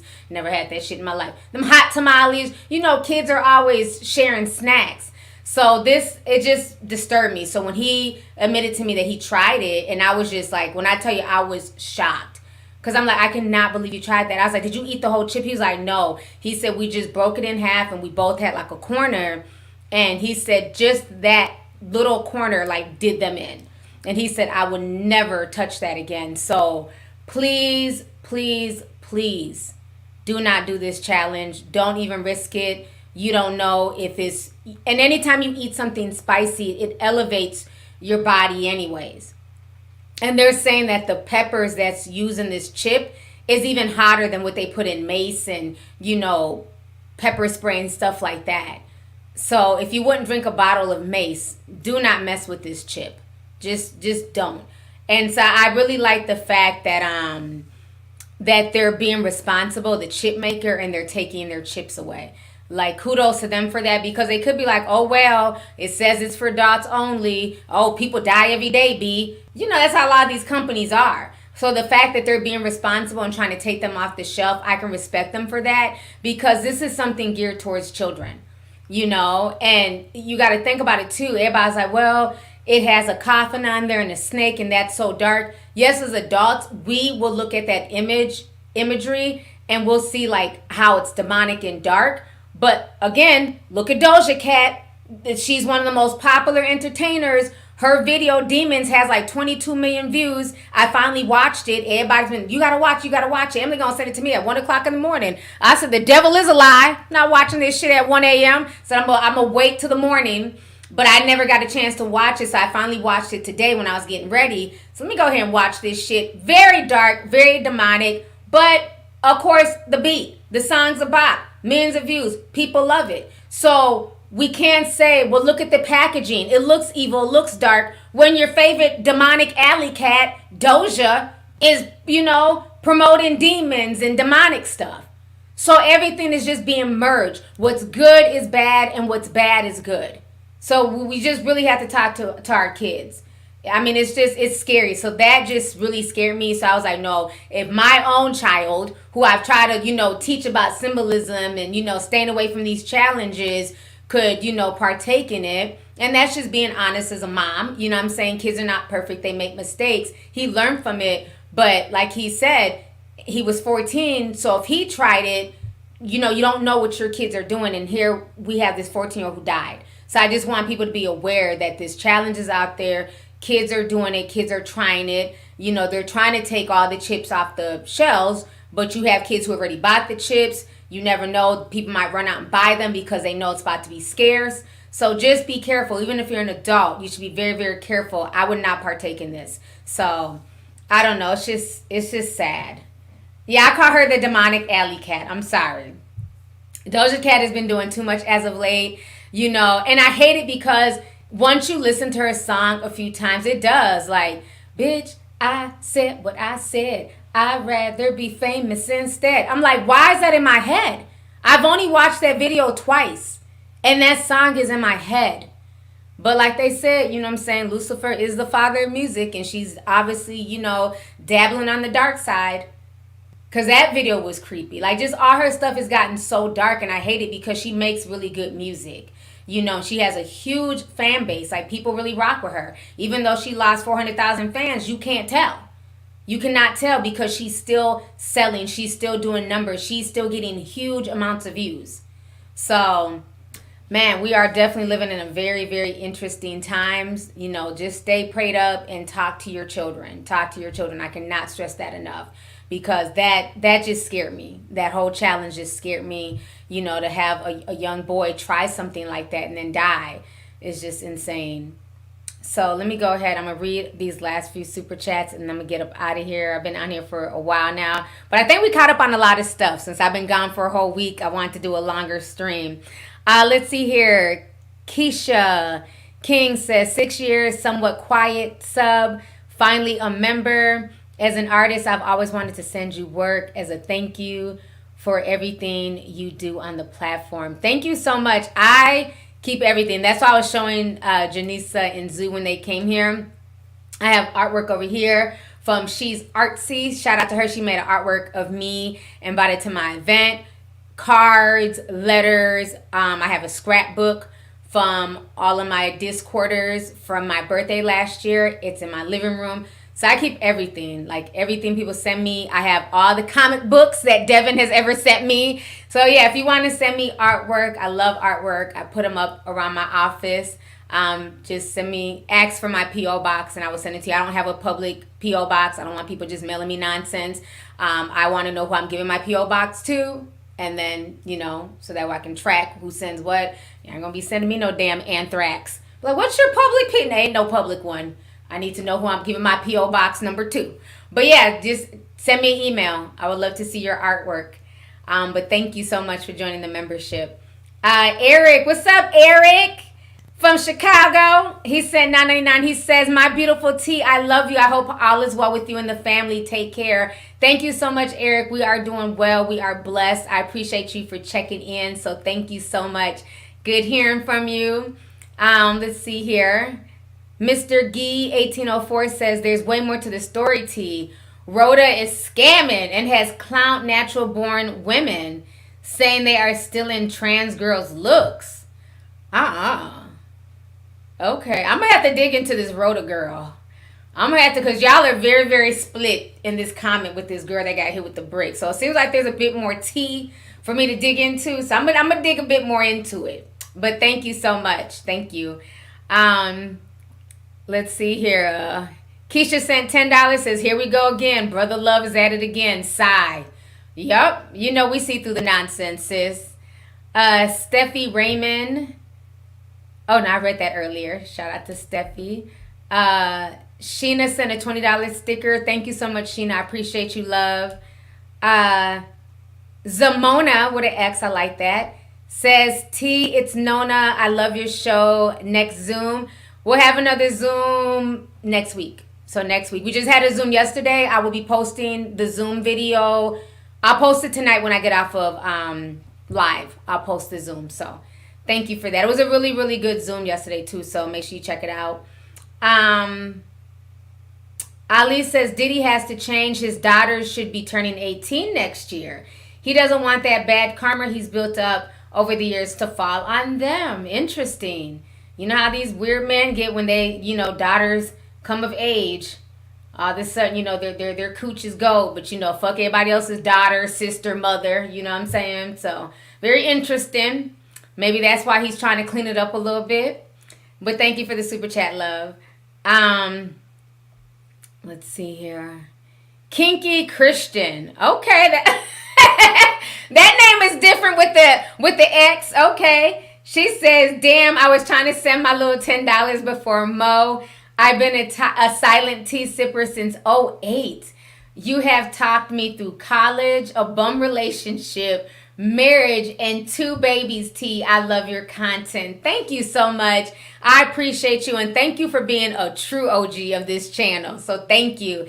That's awesome. I feel like we've just all kind of grown together over the years. So it's always cool to see, where people started and where they're at, 5, 10, 15 years later. So thank you so much for being a day one. I appreciate you.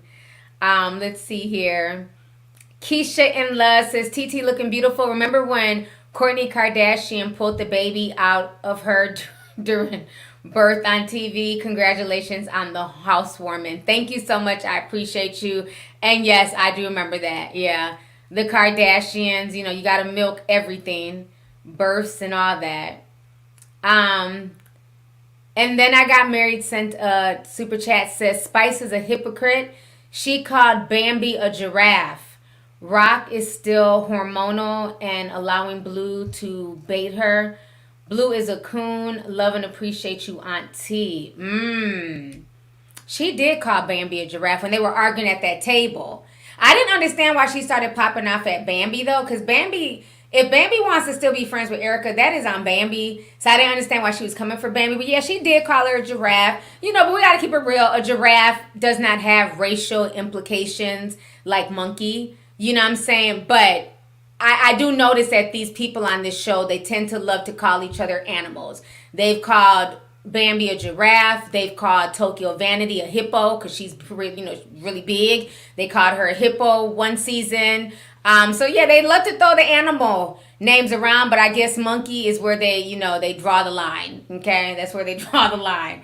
Y'all remember they called that big girl a hippo? Y'all didn't rally against that and call it fat shaming. Somebody said, yeah, a giraffe is not a racial slur. But I still think, it's still disrespectful. They're making fun of her height, And sometimes, people make fun of tall girls. They try and equate if you're tall to you being a man and stuff like that. I don't like that. You know what I'm saying? So sometimes they do that too. But again, Erica put herself in that position. But I'm not going to give Love and Hip Hop props for it, for the decision that they made. I'm not going to do that. I think it's all disrespectful. Let's see here. JAA Sim 499 says, T, did you hear about the virus that's spreading at Burning Man? People were quarantined and breaking out with skin deformities. It's not funny. It's not funny, but let me say this. First and foremost, Burning Man, just the name is creepy and demonic sounding to me. You guys are going to a festival called Burning Man. And now you guys are burning and breaking out. And then y'all got stuck in the mud. People was like, it was just a muddy mess. People were stuck there. I'm just not, I don't get the whole Burning Man festival thing. It just looks like they're doing sacrifices. I'm sorry. So, sorry to the people who got burnt at Burning Man and broke out with deformities. I didn't even hear about that. But I did, cackle at the mud and rain. It did make me cackle a bit. Like, okay. So I guess the sacrifice didn't work. All right. Yeah, I just feel like Burning Man is it's too esoteric for me. I'm not feeling it. I don't like festivals anyways. I've never been a fan of festivals. I like inside venues. I like working toilets. I'm not, I just don't do festivals. I don't want 50 million people around me. I don't want when the music starts, we all are forced to sway one way or another. It's just creepy. Astro World, never.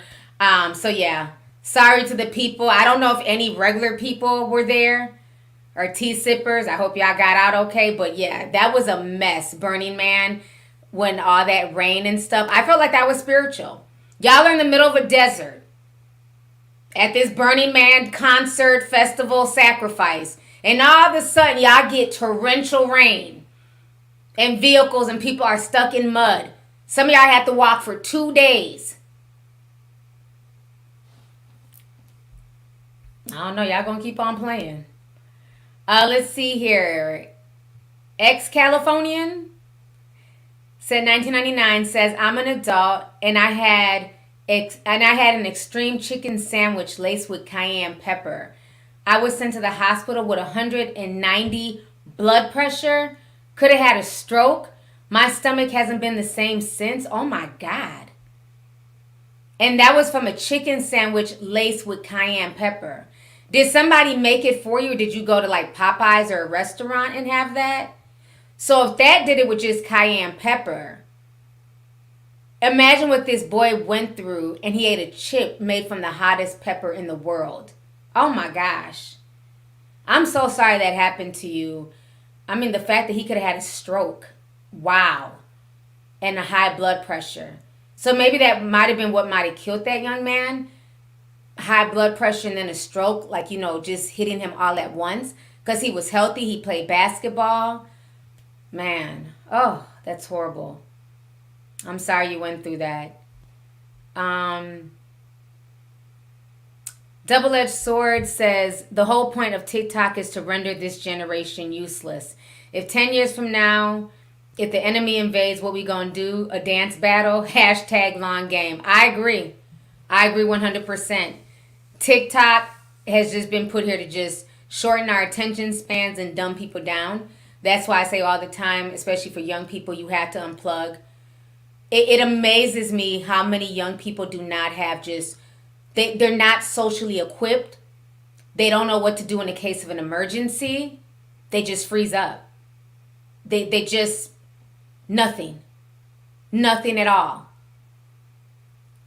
Y'all don't know how to start a fire.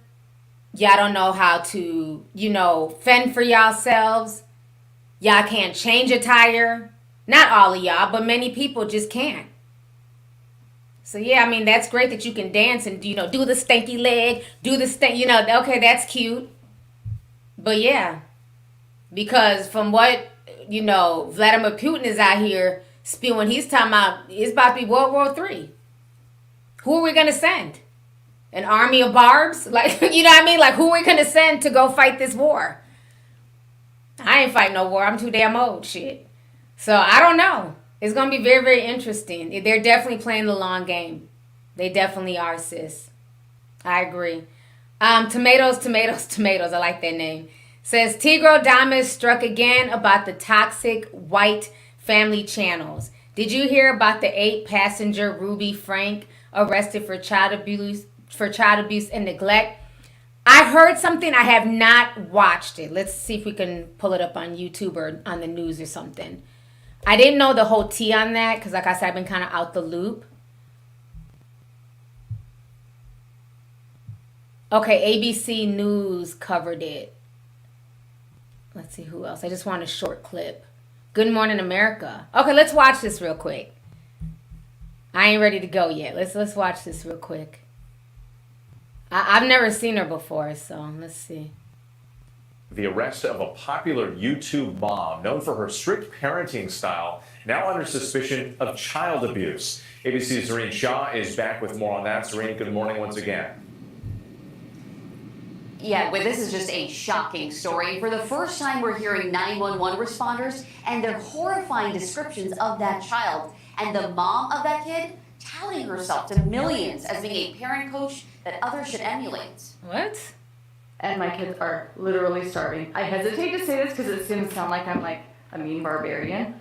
This morning, a Utah mom influencer arrested, facing 6 felony counts of aggravated child abuse. For the first time, we're hearing emergency responders as they see one of Ruby Frankie's children after he allegedly escaped through a window. The male does have duct tape around each ankle. He's not telling you to be right.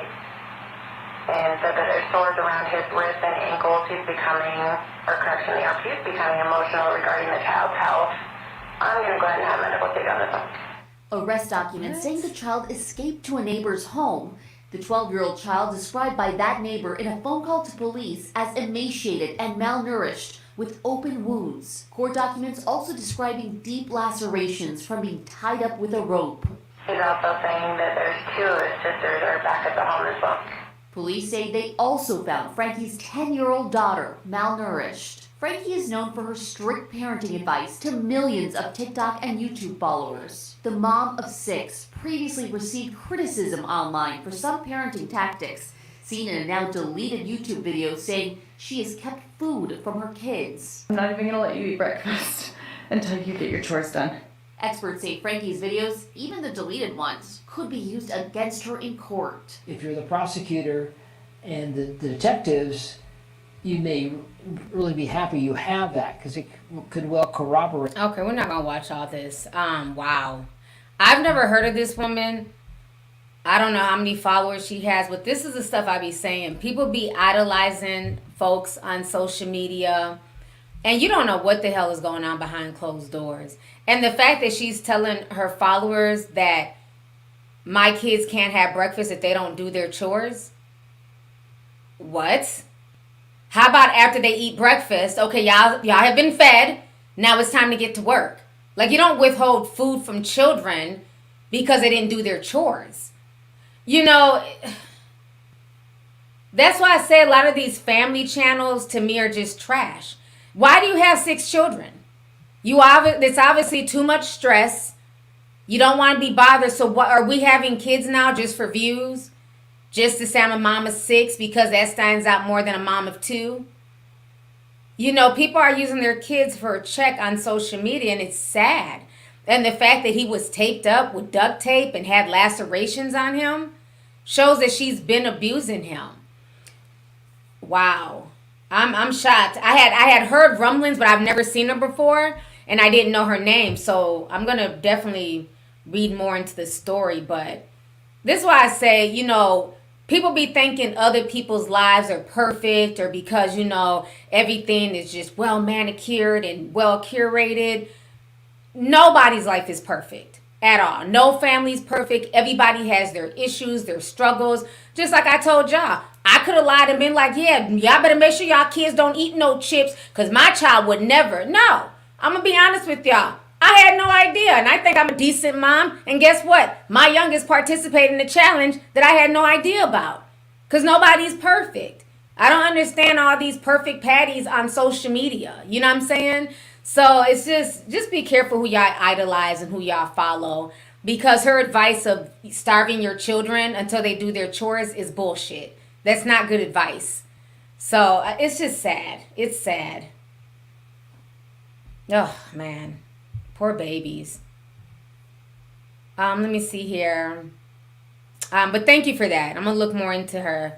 Alex Frazier sent $4.99 says, Doja Cat's videos do not sit right with my spirit. She went too far. Had to say a prayer. Those red eyes haunt me. Yeah. That video, Demons, was very, very creepy. I don't know. She's just gotten darker and darker. I hate that nasty wing bat tattoo on her back. I just don't get it. You know, I don't know. I'm not sure. But yeah, that video was very, very scary. So, and sadly, all that's going to do is just, you know, it's going to desensitize kids. Now they all want to be demons, and they, you know, they already screaming demon time 2 years ago back in 2020, and now she's acting like, you know, it's cool. It's just a cool thing, you know, me and my demons. Like, man, it's insane. We live in a very, very dark world. Alexander Clifton, Sim499 says, hey T, watching from Portsmouth, Virginia. I'm a huge fan of yours. Keep up the good work. Thank you so much. Thank you for watching me today. I hope you enjoyed this stream. I appreciate you. Let's see here. Shanae says, oh, she gifted a membership. Thank you. Blatino Boy, what's up, Blatino Boy? Says him and his siblings were tied in the basement at her business partner's home. The gag is her business partner is her therapist as well. These Mormons are wild. Oh, so they're Mormons. Wow. And Mormons are pretty preachy too. I'm going to go ahead and make you back a moderator. For some reason, it had you as like some type of super mod. And so I tried to remove it, and then like it took your wrench away. So I was waiting for you to like pop up again. So I'm going to make you a moderator again. So there you go, Latino Boy. Let's see here. iTasty, Sim499 says, hey T, watching from my TV. Your lives get me through the days. Thank you for all that you do. You're welcome, sis. Thanks for popping through. I appreciate you. Thank you so much. ASVPX Rena Sim499 says, I think I remember her. I believe she's the one that said her kindergartner didn't pack a lunch and she pretty much had to starve when the teacher called. So I'm like, what? Like, so people just watch this woman just say and do all types of nonsense to her kids, and it was just entertainment. Like, this is insane. Yeah, I don't get it. That's my wow. I feel bad for her kids. Where's her husband in all this? She has a therapist. Where's the husband? She has 6 kids. She's a Mormon. So you mean to tell me the daddy had no idea this was going on? Anybody know? Where's the husband?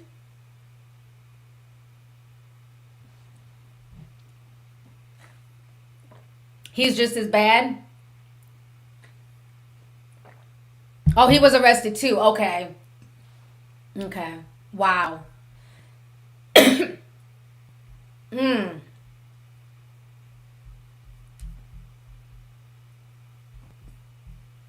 That's disturbing.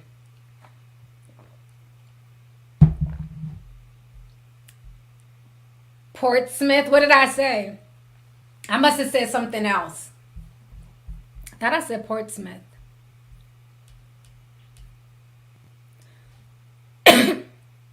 Some people are saying he wasn't arrested.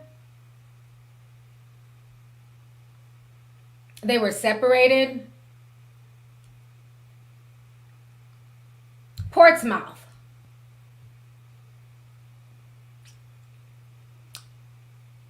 It's pronounced Port. Well, I don't know. What did he write? He wrote Portsmouth, Virginia.